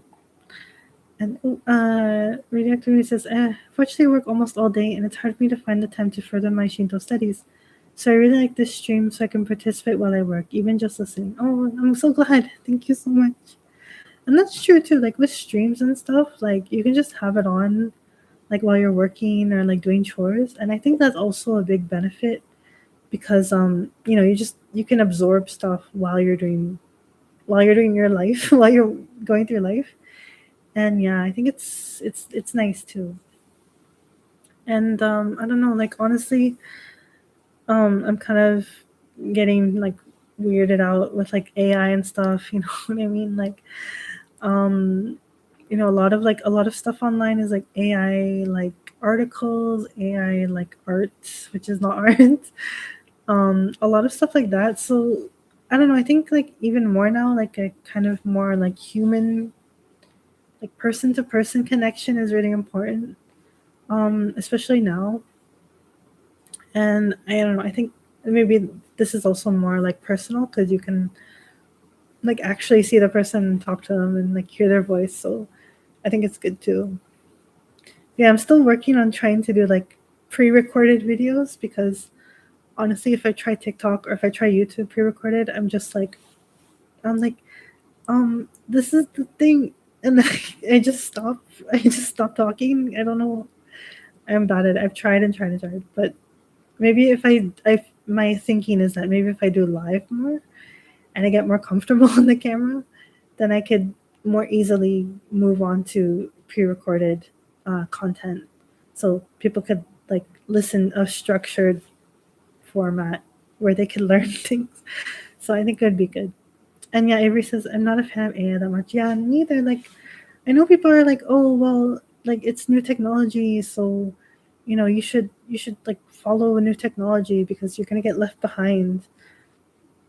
But I'm like, I don't like see how it's new technology because like for example, like the internet or like digital art programs, like they have pros and cons, but you can easily see the pros of them. Like, the internet helps you connect to people all over the world, or like a digital art program helps you like express yourself creatively, and you don't have to like pay a lot of money for the physical materials, and it's more easier to upload it on the internet and share it easier. So there's a lot of benefits like that.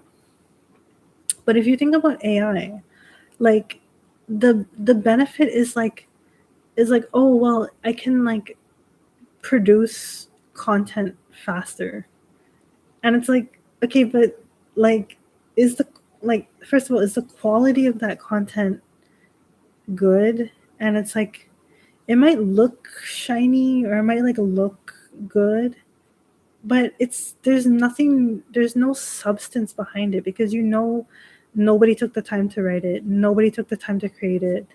It just they pushed a button and it produced. And that that's not really like a quality thing because you're like, well, why would I waste my time to engage with this if they didn't use their time to produce it, right? So it's kind of like that feeling.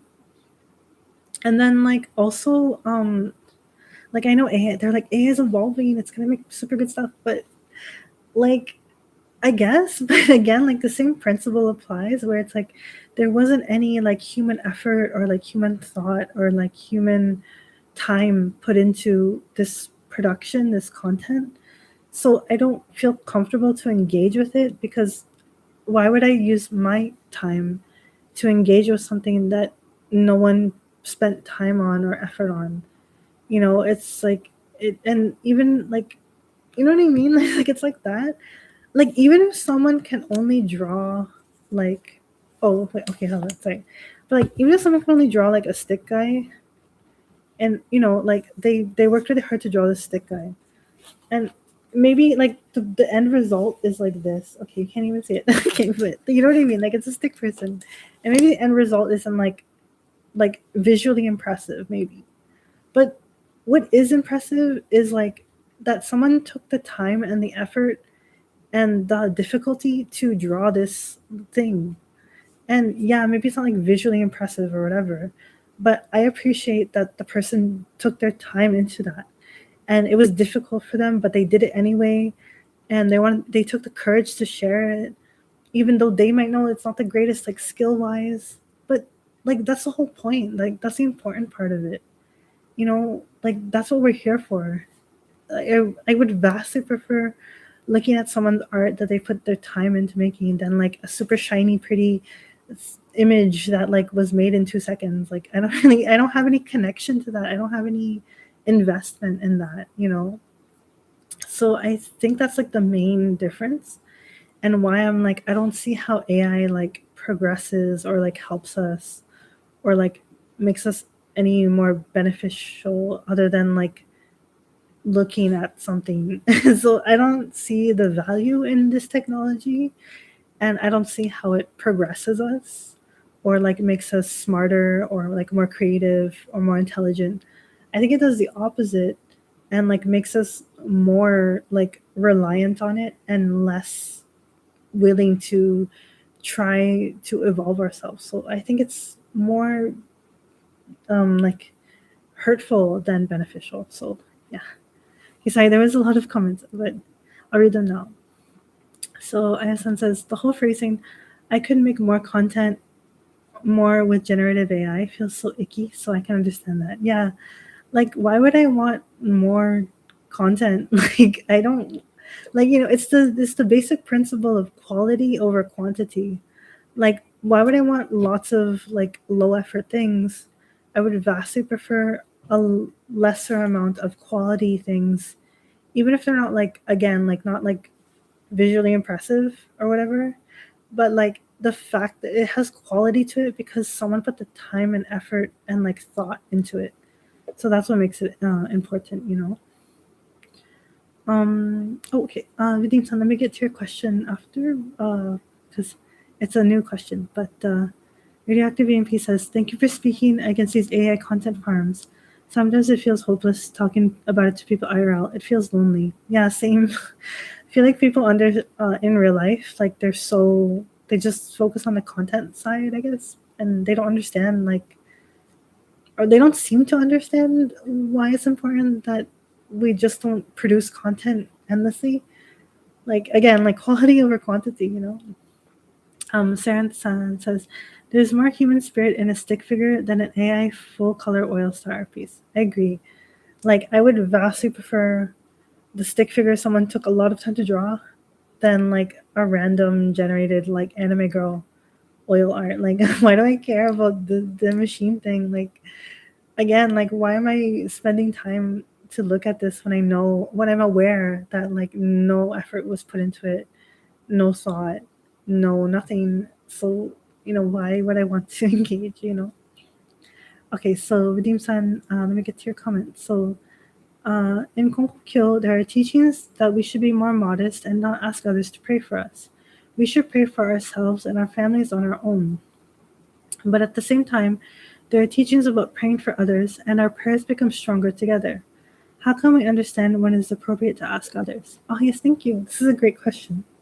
Thank you so much. So let me start by saying this also relates to the thing I said earlier, where so like all the teachings are for the specific person, as you know. So in this case, like in some cases for that person, it was more appropriate to focus their prayers for themselves.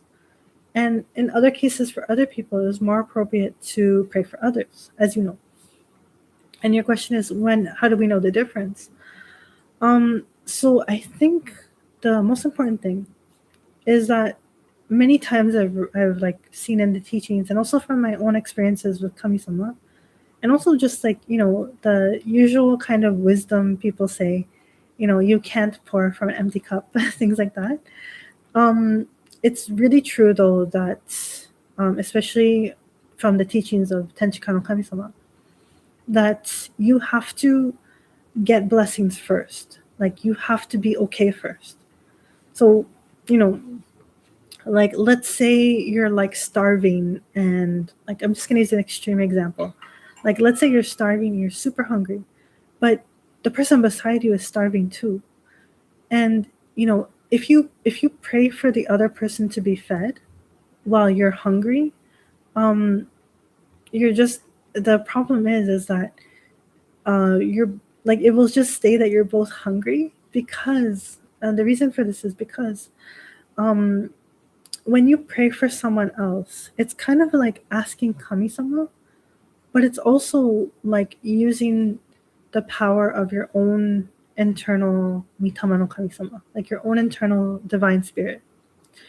But so kami-sama listens to your prayer and wants to help. But when the two people are both really like down and weak, and they're struggling, it can be really hard for like kami-sama to reach you both. I don't know how to explain this, but because okay, so let me start from the beginning. So how to get blessings is like, I guess the most simple way I can say this is that, let's say like this is a blessing and kami-sama is always giving this blessing to us. Like kami-sama's like, take it, take it, take it, take it. But if we're so weak, if we're like this and we can't like take anything, then kami-sama will be like, please take this, but we're like so weak, we can't even like take it, like we're so overwhelmed, we can't feel a connection to kami-sama, we're like so like lost in our own struggles and our own worries and our own concerns, that we can't take this because we're just like frozen. Even though kami-sama is giving it to us, they can't like throw it at us because we're not like, it's gonna hurt. But we have to like take it, and like, let's say this is a sandwich and I have to take it, I have to eat it, and you have to do the action to receive it. So like, let's say you're both really like, you're both starving, you're both super hungry, and kami-sama's trying to give you the blessings. But if you're both really like, I can't, like it's just gonna like hit, like, oh no, I can't get it. um so what you have to do is you focus the prayer on, please give me strength, please give me the strength to receive the blessings. um Please make things like, please help me get things to an easier place. And when you start that prayer for yourself, it's opening the connection between you and kami-sama. So when you pray for yourself, you can easily open like the door to kami-sama, because you can control yourself. Like you're in control of yourself, but you cannot like you cannot open someone else's door for them. They have to choose to open the door to kami-sama, but you can choose to open the door to kami-sama. So when you pray to kami-sama and ask for blessings and help, then that means you're taking the first step to receive the blessing, to take it and use it for yourself and get stronger from it. So that's why it's important to like pray for yourself first, because you can control your own actions and you have your own autonomy to accept the blessing, to ask for it and to accept it. And then when you get stronger from these blessings, because you're doing the effort and opening the door to accept them, then you're going to get stronger. And then when you're stronger, then you can start to pray to kami-sama, like, please help this other person the same way you helped me. And this also helps the other person, because they're like, oh, well, they got help, they got the blessings, so I can get the blessings too. So then it kind of opens their heart a little bit more to kami-sama, so they can also like receive the blessings, because they see it in you, so they can feel more comfortable to receive it as well. So it's kind of like that. Like, I'm not sure if that makes sense, but it's kind of like that. It's all about like free will, autonomy, and the connection to kami-sama first, and then through that you receive the blessing. You're able to receive the blessings that are given to you, because you choose. You're saying, yes, I can take this.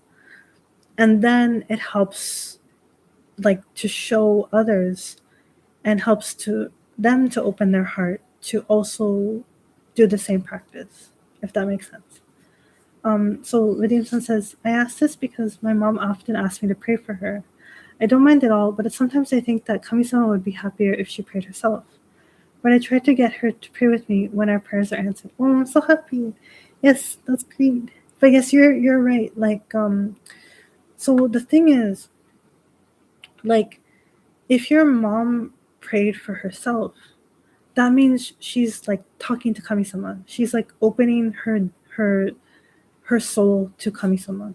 And when she can do that, that means Kami-sama has like the ability, like the permission, or rather that when Kami-sama gives the blessing, your mom can take it because she opened the door to Kami-sama. So that's why the prayer is important. It's not like Kami-sama's like, okay, I'll take care, Michael. Thank you so much for coming. Thank you.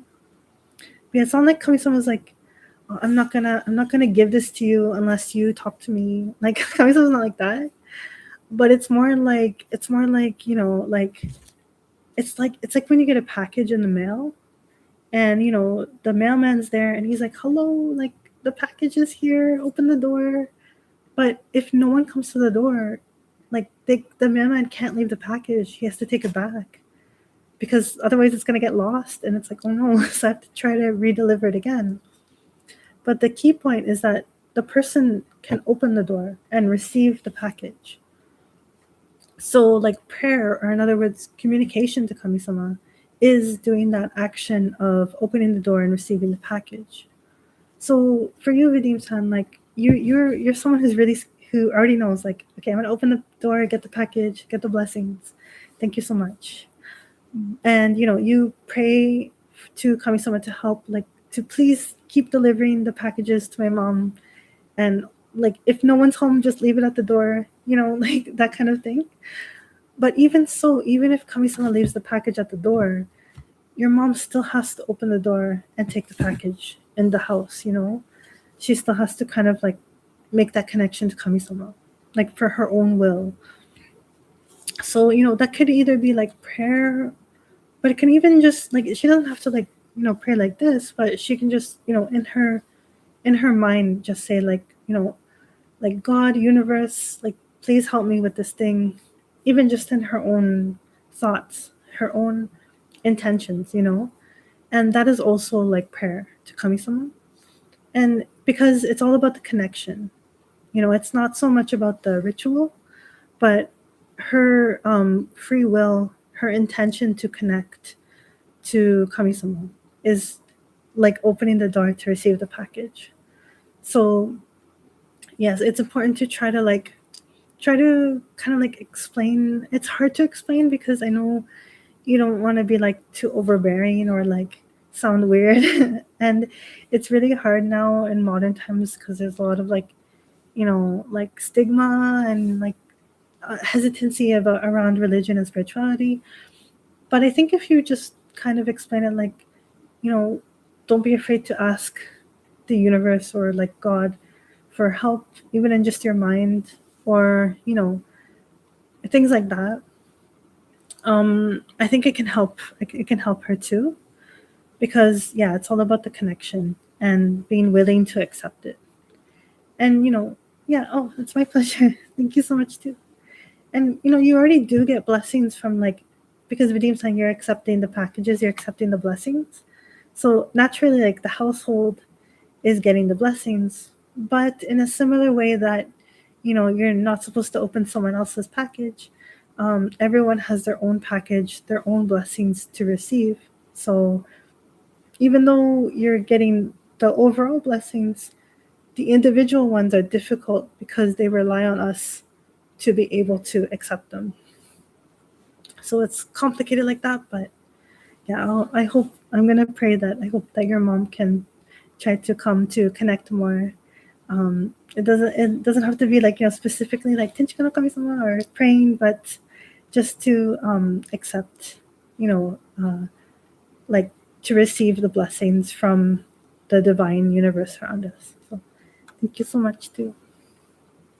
Um, oh, and oh yes, Adiva says this reminds me of the concept of the wave of blessings Inari o Kami-sama can give to people. Ah, yes, exactly.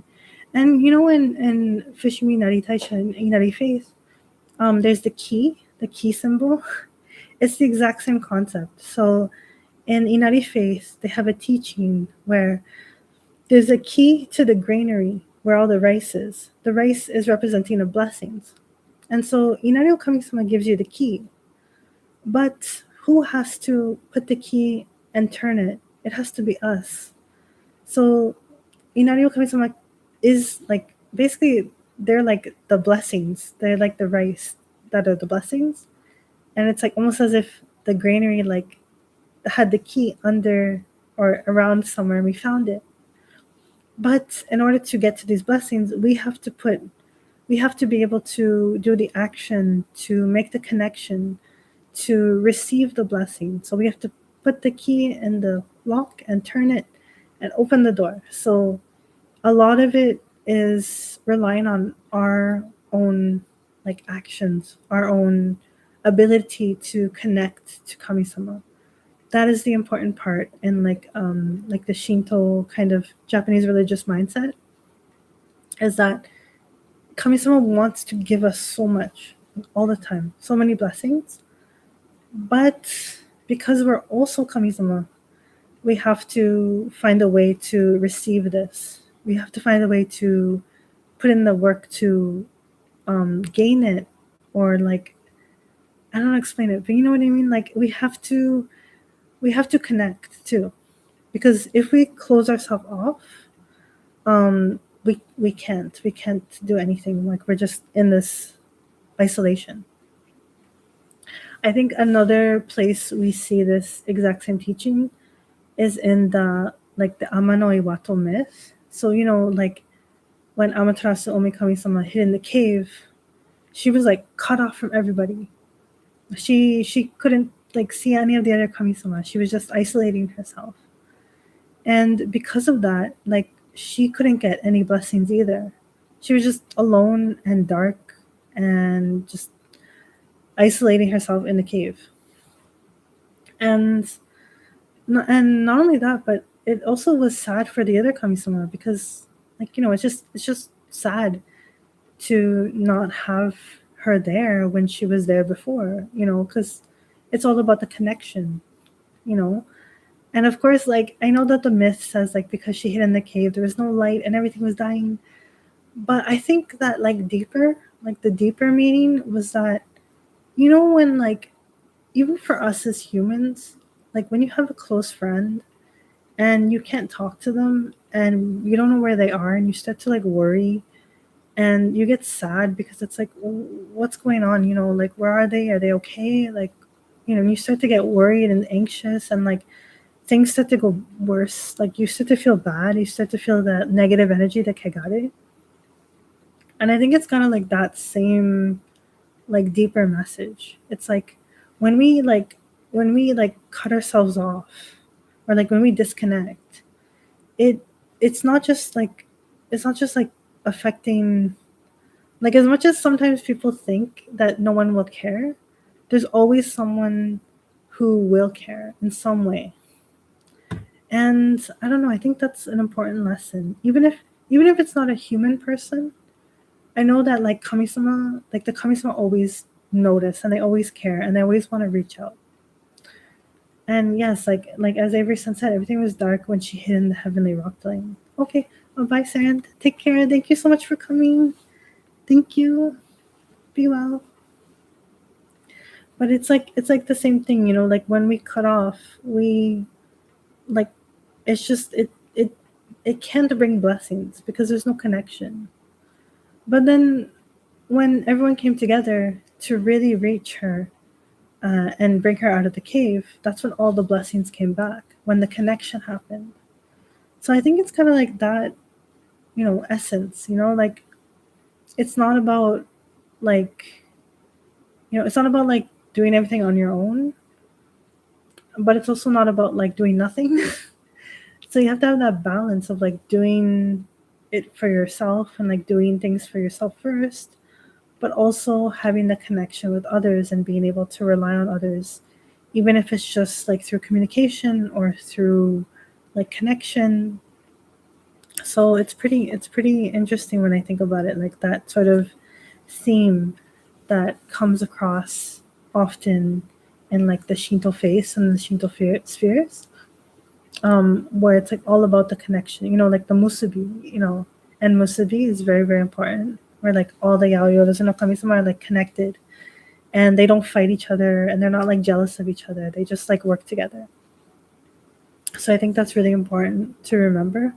And that includes us, like it includes the yaoyoras and okami-sama, includes like us.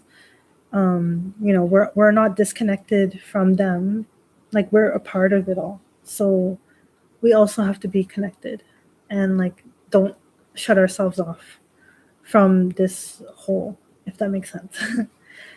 So yeah, it's really interesting when I think about it. And honestly, for me, it's really hard because like there's so many times when like I feel just like everything's horrible and I don't want to talk to anybody, and like everyone hates me, and like that whole like spiral of like despair that can happen when things are really, really hard. Um but I try to not like catastrophize like that anymore. Like even when things are really bad or like really painful, I try to think like, first of all, I'm not the only person who experienced something like this. And second of all, like I know I'm not suffering through this alone. Like I know that Kami-sama is beside me and like also doesn't want me to suffer through this. And unfortunately, like living as a human being, there's always going to be a situation that can happen where like suffering will occur. Like as long as we're living in these fragile bodies in this like in like fragile society and like very unpredictable physical world, it's inevitable that like something will happen that is not pleasant. And but I try to find comfort in the fact that it's not like I'm the only person this has ever happened to, or like it was me who was chosen to be like going through this horrible thing, and only me. Like it helps me to realize that's not true, and it's just like a part of life to go through stuff like this, even if it's really, really hard. Like I know Kami-sama doesn't want this to happen. That's why like Kami-sama's always saying like be good to each other and help each other, because the more connected we are and the more we help each other through things, the less suffering, especially really horrible suffering, can occur. For example, like let's say there's like a huge like epidemic, for example, and everyone's getting sick. But if everyone puts the conscientious effort to, keep clean, to avoid transmission, to support each other, to bring food and care for one another, the epidemic is not as horrible as it could be because we're all coming together to overcome it. But if there's an epidemic and everyone's like selfish and they're like, they don't care and then everything's dirty and it's making it worse, and no one cares about bringing food to everyone and everyone's dying, then it's like extra horrible. So it's like, yeah, there's going to be bad things in life, but we also have some influence on how horrible it can potentially become. Exactly like during COVID, if people were caring, it wasn't as scary, but when people didn't care, it was like really bad and like really horrible things happened. So it's like this kind of sense, this kind of nuance. The same thing if there's like a natural disaster, like let's say, like coming some forbid, there's like a blizzard or like a tsunami or an earthquake. If everyone comes together to like repair or to protect each other, to provide food and water, yes, this inevitable difficult thing happened, but everyone came together to like support each other and overcome it, and it makes it a little bit easier to deal with.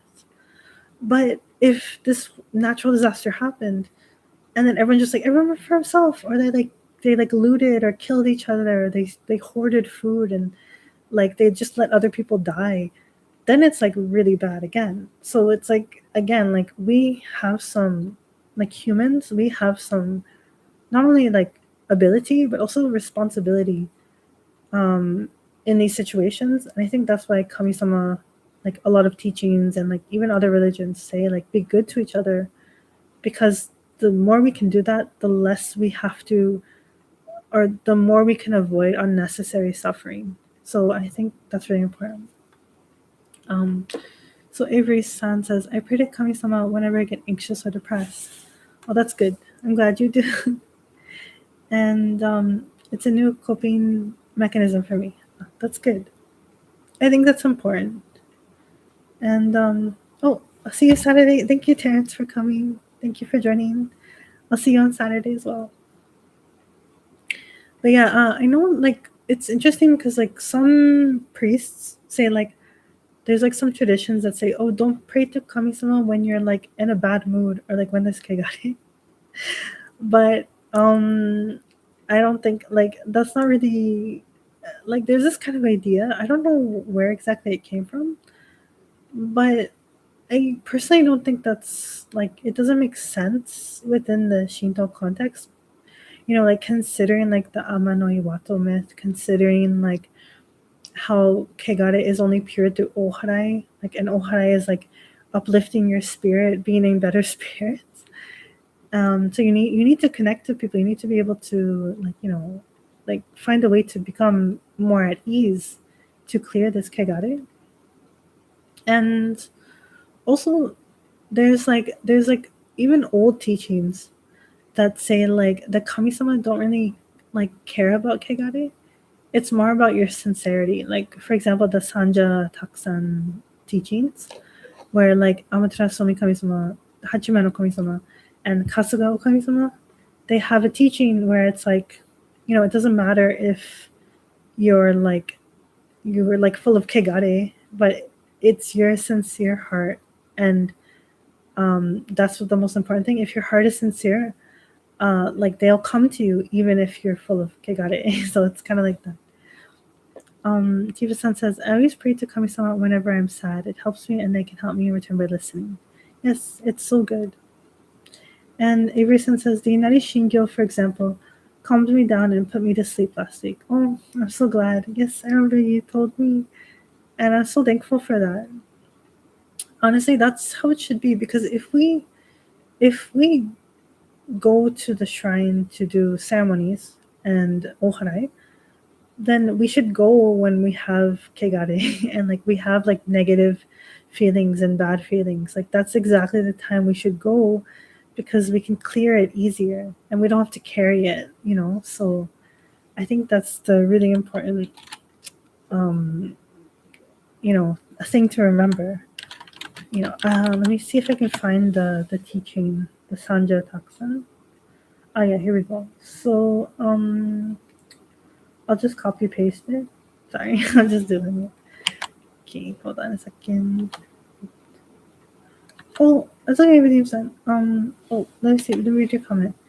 I wanted to say that if reels TikTok are difficult to make, you can make clips from streams, or you can leave it to the viewers to clip interesting moments themselves. Oh yeah, thank you so much.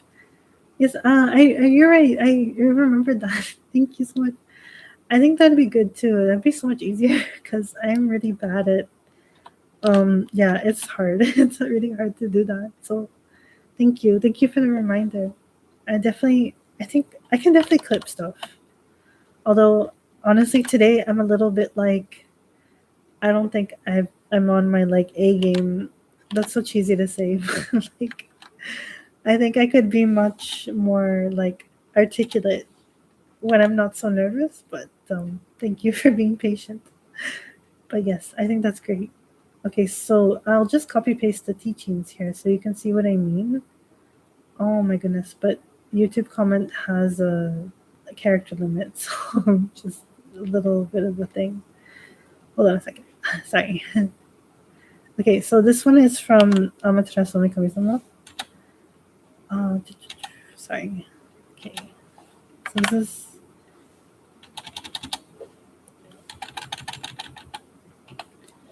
And I'll paste the rest part. the other part. Sorry.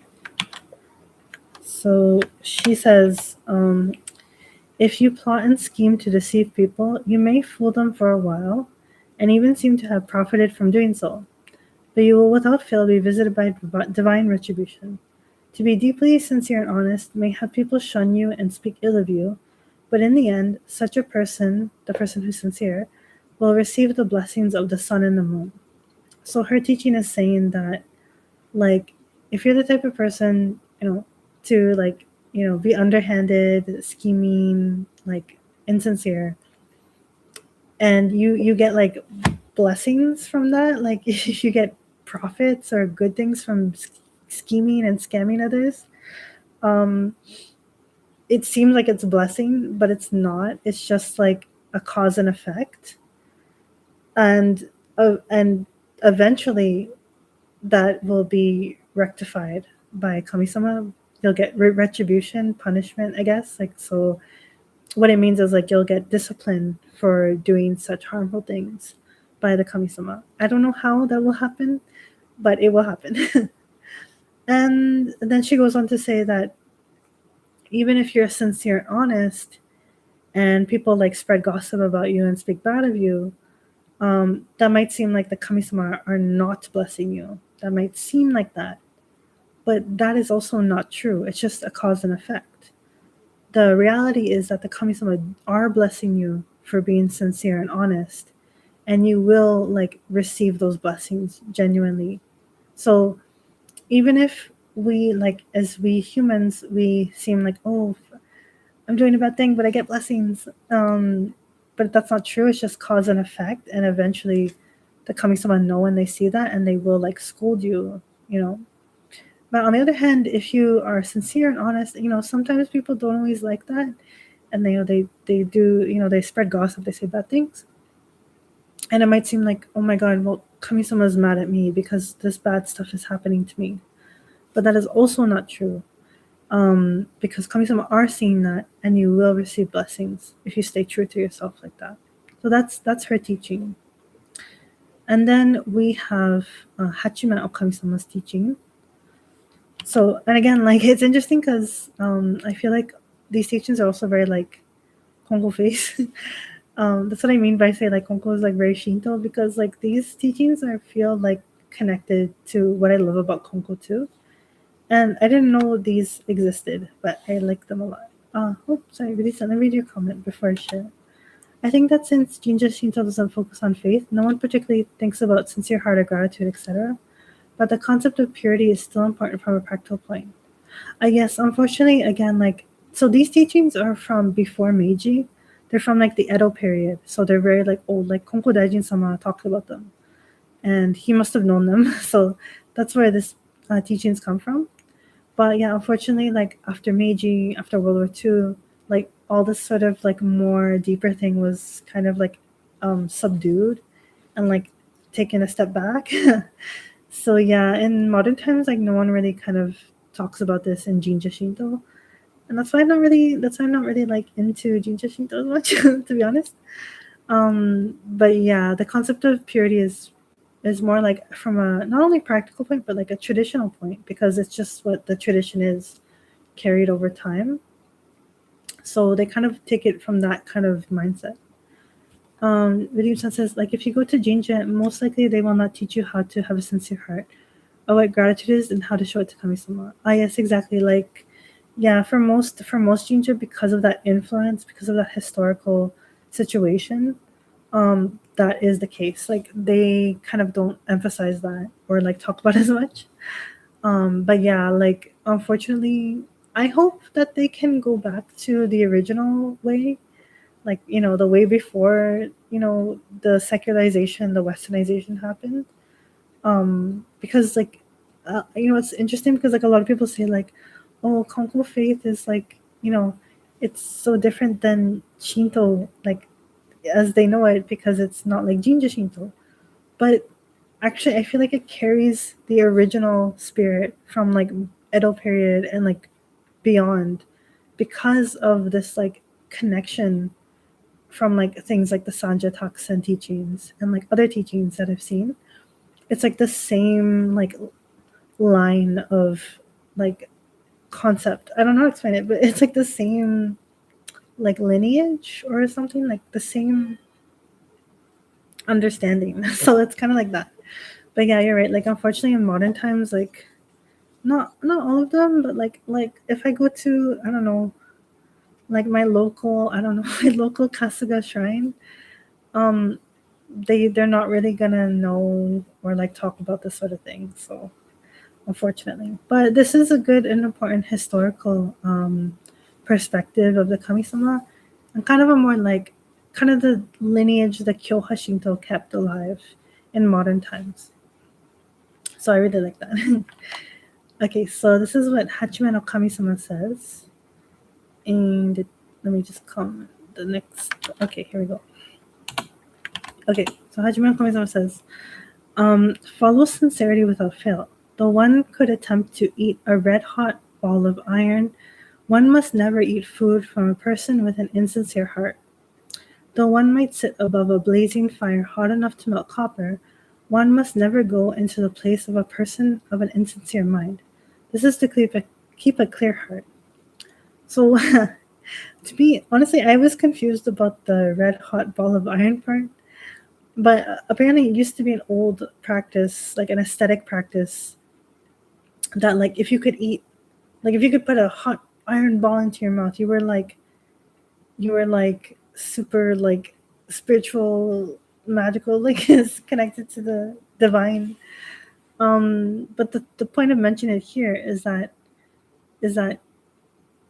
you can do this like aesthetic practice, but if you accept hospitality, or like if you accept food from someone who's insincere, then then that kind of like aesthetic practice has no meaning, because like even though you did this impressive like spiritual thing, you're not actually learning what it means to like evolve yourself spiritually if you accept company with someone who's insincere, who would like scam others, or who would take advantage of others. So even though you're doing all these like religious and like aesthetic things, if you still keep company with someone, and like keep company as in not just being polite, but like going to their house, accepting their food, having conversation with them, it's like you're not actually understanding, because you don't mind to be friends with someone who would hurt others. That's kind of the meaning. Like, it's like not caring what happens to others and just doing spiritual things for your own ego. And yes, like as Stephen said, it's easy to fall into an egoistic based view with these kinds of practices. So that's what Hachime no Kami-sama was warning about. Like, you can do like super good misogi, you can step on hot coals, you can eat hot iron ball, you can do all these intense things, you can chant the prayers super good. But if in your daily life you're not showing the results of that, what's supposed to be a spiritual evolution, none of it has real meaning. So that's kind of the teaching here. And Hachime no Kami-sama continues, it's the same message. Though one might sit above a blazing fire hot enough to melt copper, one must never go into the place of a person of an insincere mind. This is to keep a clear heart. Clear heart means like free of kegare, free of like a bad influence. A bad influence as in like, again, like keeping company with people who don't care about others, who just use others to get money, use others to get their own personal benefits, take advantage of other people. If you enable people like that, it's not helping yourself grow spiritually, and it's not helping other people either. So it's like that meaning. So Tiefson says, the reason for this is because they can inflate the ego to a point. It's always good to have gratitude and focus on kami-sama. Yes, exactly. Because like, again, like it's interesting, back to the connection thing, because when you're like, there's whether you're like isolating or not having a connection because you're very like in a spiral, that's more understandable, because everyone's been there.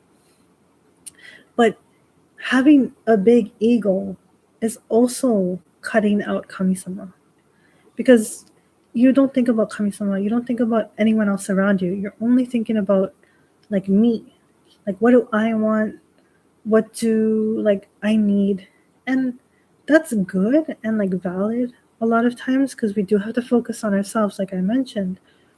But but there's a difference between focusing on yourself and your well-being through connecting to kamisama, through connecting to others, versus just looking down on everybody else. Like, oh, I don't need those people. They're all like cretins. Like they're all like losers or whatever. Like that is not a good mindset to have. Like you shouldn't look down on others. And same thing to kamisama, like, oh, I don't need to pray about anything. I can do it all by myself. Like, I don't need kamisama. I am God. Like I have all the power myself. And that's also not good. And not because of hubris, but because again, like it disconnects you. Like, I mean, hubris is bad, don't get me wrong. But the core problem is that doing this will disconnect you from kamisama, will disconnect you from everyone around you. And it will lead to like more suffering. The lack of empathy, the self-centeredness in the toxic way, like all this sort of thing is like disconnecting us. So that's also not healthy for us. Like we it should be good to rely on kamisama.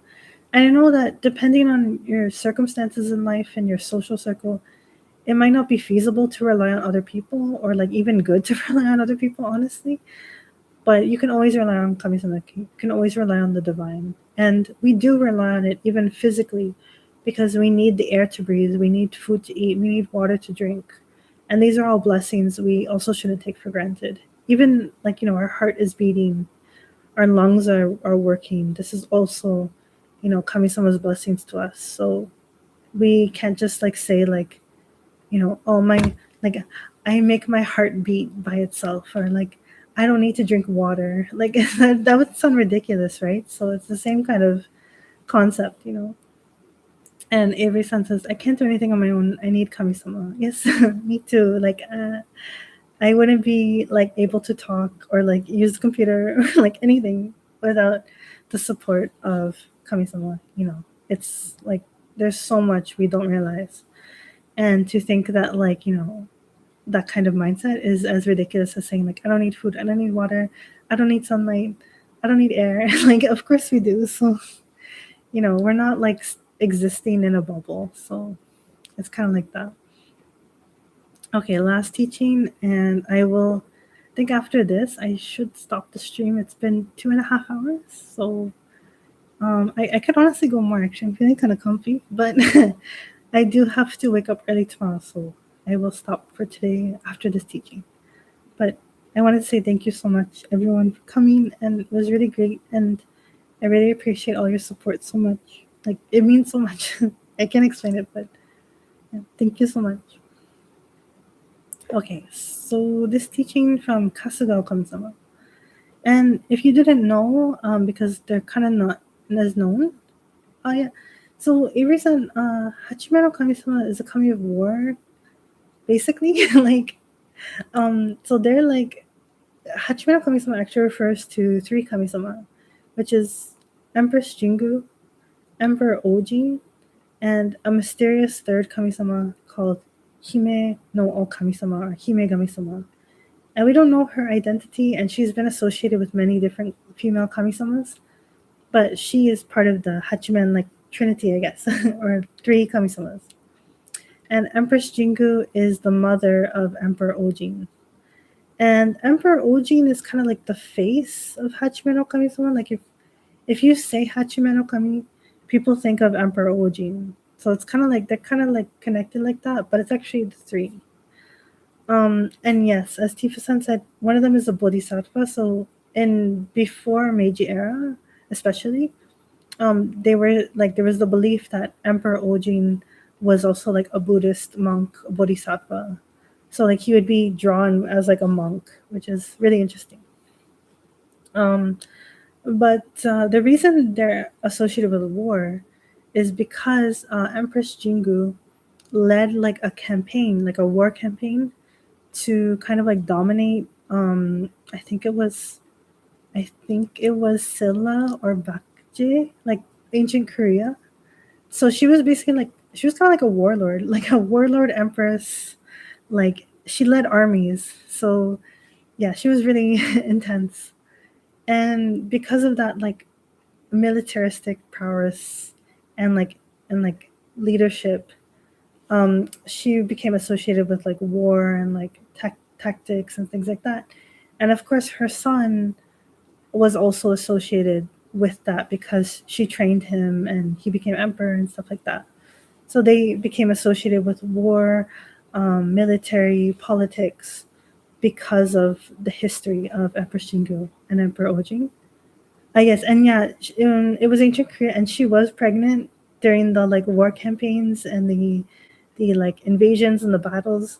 They said she was pregnant with Emperor Ojin, so that's like the story of her and Hachiman no Kami.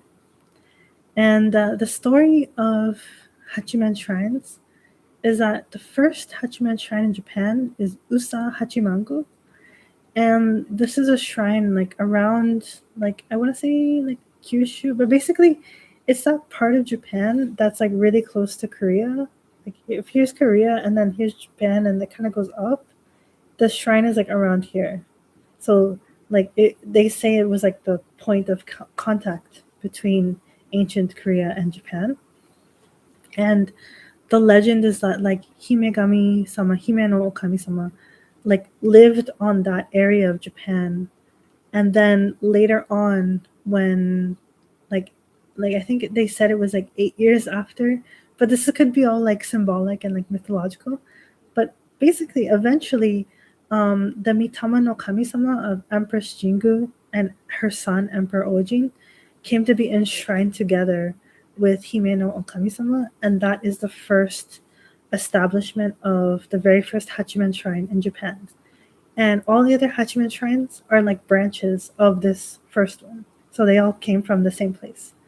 So yeah, and that's why and the reason the faith of Hachiman spread so far in Japan, especially like in the Kamakura period and like the shogunate and stuff, is because of like the heavy influence of like the shogun who was like a warlord, and then eventually like it led to the Sengoku period and like there was all the warlords.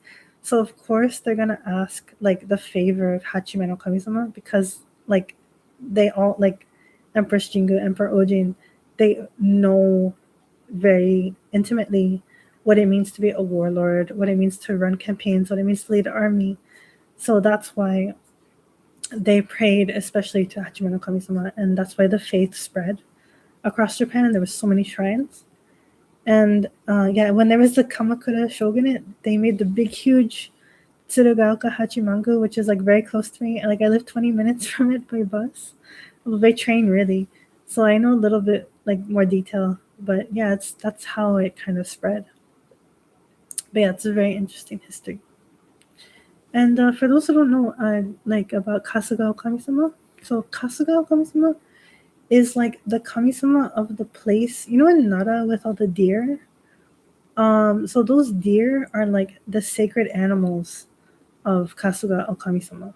So that's why there's like so many deer there because they're like the sacred messengers. But a lot of people don't know that. They just think like, oh, it's a deer park, but they don't know that they're like sacred deer. So it's pretty interesting. And if I recall correctly, let me just double check this because I feel like I remember this, but like I'm scared now because it's so late. Well, yeah. Oh, okay. Oh, yeah. Take your time, maybe. Have fun with your girlfriend, and have a good time grocery shopping, and take care. And thank you so much for coming. I really, really appreciate it. And say hi to your girlfriend for me. Thank you so much. Take care. Bye bye. But yeah, Kasuga Kami-sama is, if I remember correctly, um, sorry. So they were also a composite, not a composite, but like the one name refers to many kami-sama, and this is common, like so common in Shinto. Like there's always like the one kami-sama name, but then there's like actually many kami-sama under the same name. So okay, bye. Take care of yourself. Thank you so much. And as for Kasuga kami-sama, the kami-sama that are said to be them is Ame no Koyane no Mikoto-sama, another unnamed female kami-sama goddess, Futsunushi no Mikoto-sama, and Takemikazuchi no Mikoto-sama. So, and they are all like collectively known as Kasuga Okami-sama. And sorry, I'm just thinking about it. They say that Ame no Koyane no Mikoto-sama and the Himegami-sama, the female kami-sama, they're married. And then Futsunushi no Mikoto-sama, who's like a sword, like a warrior sword kami-sama, and Takemikazuchi no Mikoto-sama, who's also like a warrior kind of kami-sama. They like protect them and the shrine. So they're kind of like a whole, I don't know, explain it. Like a whole like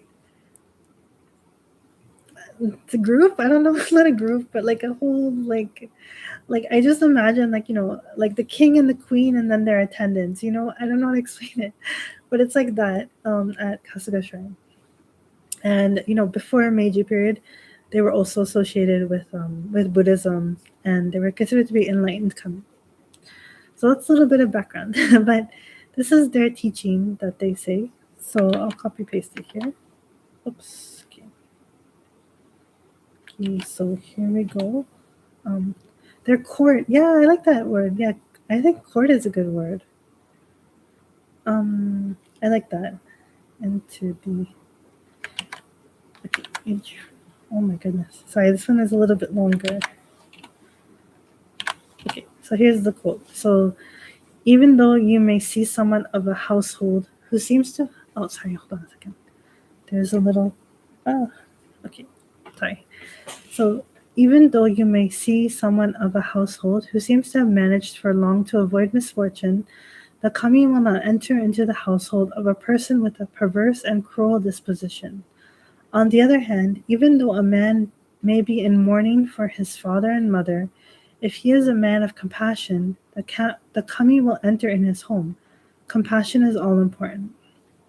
So the reason there's like a little asterisk beside father and mother is because there was this belief that like if you're mourning someone, if you're grieving, then the kami-sama won't like touch you. Like they won't go into your home, they won't interact with you, they won't listen to your prayers, nothing.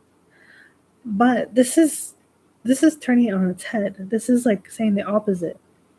What Kasuga Kami-sama is saying is that, you know, first of all, the first thing that they're saying is that, you know, you might see someone who looks like very fortunate and very like blessed and like rich, and they have lots of good stuff, but that doesn't mean that the kami-sama are in their home, especially not if they're a cruel person or an abusive person or a selfish person. So again, it's kind of reiterating the same teaching where although someone may look really successful and they might look really blessed, that doesn't mean that the kami-sama are there or the kami-sama are blessing them. It can just be like cause and effect. It can just be their situation. And again, and then this teaching kind of comes back where it says that even though someone you think is really dirty or like really impure because they're mourning, because they're grieving, because death has touched their house, that doesn't mean the kami-sama will actually avoid them. In fact, if the person is compassionate and a good person, the kami-sama will be in the house with them, even if they're grieving, even if they've experienced a loss and death. And then the last point is that compassion is all important. So, you know, it's not about being pure, like as in like ritually pure, as in like, you know, maybe you haven't experienced death or misfortune. That doesn't mean the kami-sama are like blessing you necessarily. And just because you experience misfortune and death, that doesn't mean the kami-sama are away from you, especially not if you're a good person. And especially if you're a bad person and you're experiencing these blessings, that means the kami-sama are definitely not going to be around you. So it's really interesting to see, because a lot of people think like if someone has a lot of blessings, a lot of money, a lot of good stuff, then kami-sama favor them. And if I'm suffering and I have to deal with death and pain, then kami-sama don't care about me. But that's not true at all, according to the teaching from Kasura Kami-sama. So I really like this as well, because I think this is important to understand as well, especially in modern times, because I feel like I see a lot of people in modern times and they're like, oh, God is blessing me with abundance because I'm a good person. And then they're not really a good person. They're just kind of like really, they're actually kind of really mean. And then you're kind of like, oh, like, why? Like, oh my God, what's happening? And you feel like, and then you feel worse, because it's like, if I don't have abundance and blessings, then I'm like, I must be an even worse person, you know? But that's not true. And that's why I really like this teaching, because it shows like, you know, it doesn't matter like how things look on the outside. And all three of them say kind of the same thing. You know, it doesn't matter how things seem to look on the outside, but what really matters is what's the inside. And even though causes and effects happen, and you know, circumstances happen, bad or good, it doesn't mean that kami-sama's gone or kami-sama's there. And kami-sama is there when we have compassion, when we have integrity, when we have sincerity, and when we're just trying our best. But kami-sama is not there when we're selfish, egotistical, you know, uncaring, cruel. So that's the main teaching of these three. And I think that's really important to remember. So yeah, I really like this teaching of the Sanjitaksan, and I feel like, for me personally, this is why I really like Konko Faith, because I feel like it carries the spirit of this and the teachings of this into modern times, and it doesn't get lost from, you know, back then. So I like it a lot. I like these teachings because I feel like they're true to me. You know, even though like, you know, things aren't always what they seem, you know, and I feel like I do feel like, you know, above material, or like, yeah, I guess material too, like, you know, all above the physical, above the material kind of fortune, that doesn't necessarily mean like someone is blessed or someone is favored. So, you know, that's kind of what I think about. And oh, hi, welcome, Terrence. Oh no, I'm sorry that. Thank you for coming back, but yeah, I was gonna finish up here soon. But if you have like, if anyone has any like final questions or comments, please feel free to say now. But yeah, it's just about 3 a.m. here in Japan, so I should really go to sleep.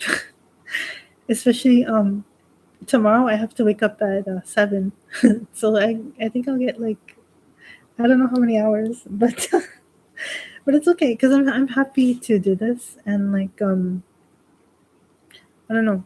It's okay, because usually like I can sleep in, but tomorrow is a little bit different. But it's okay because it's actually my day off tomorrow. So even though I have to wake up early, I can relax. So it's okay. Yes.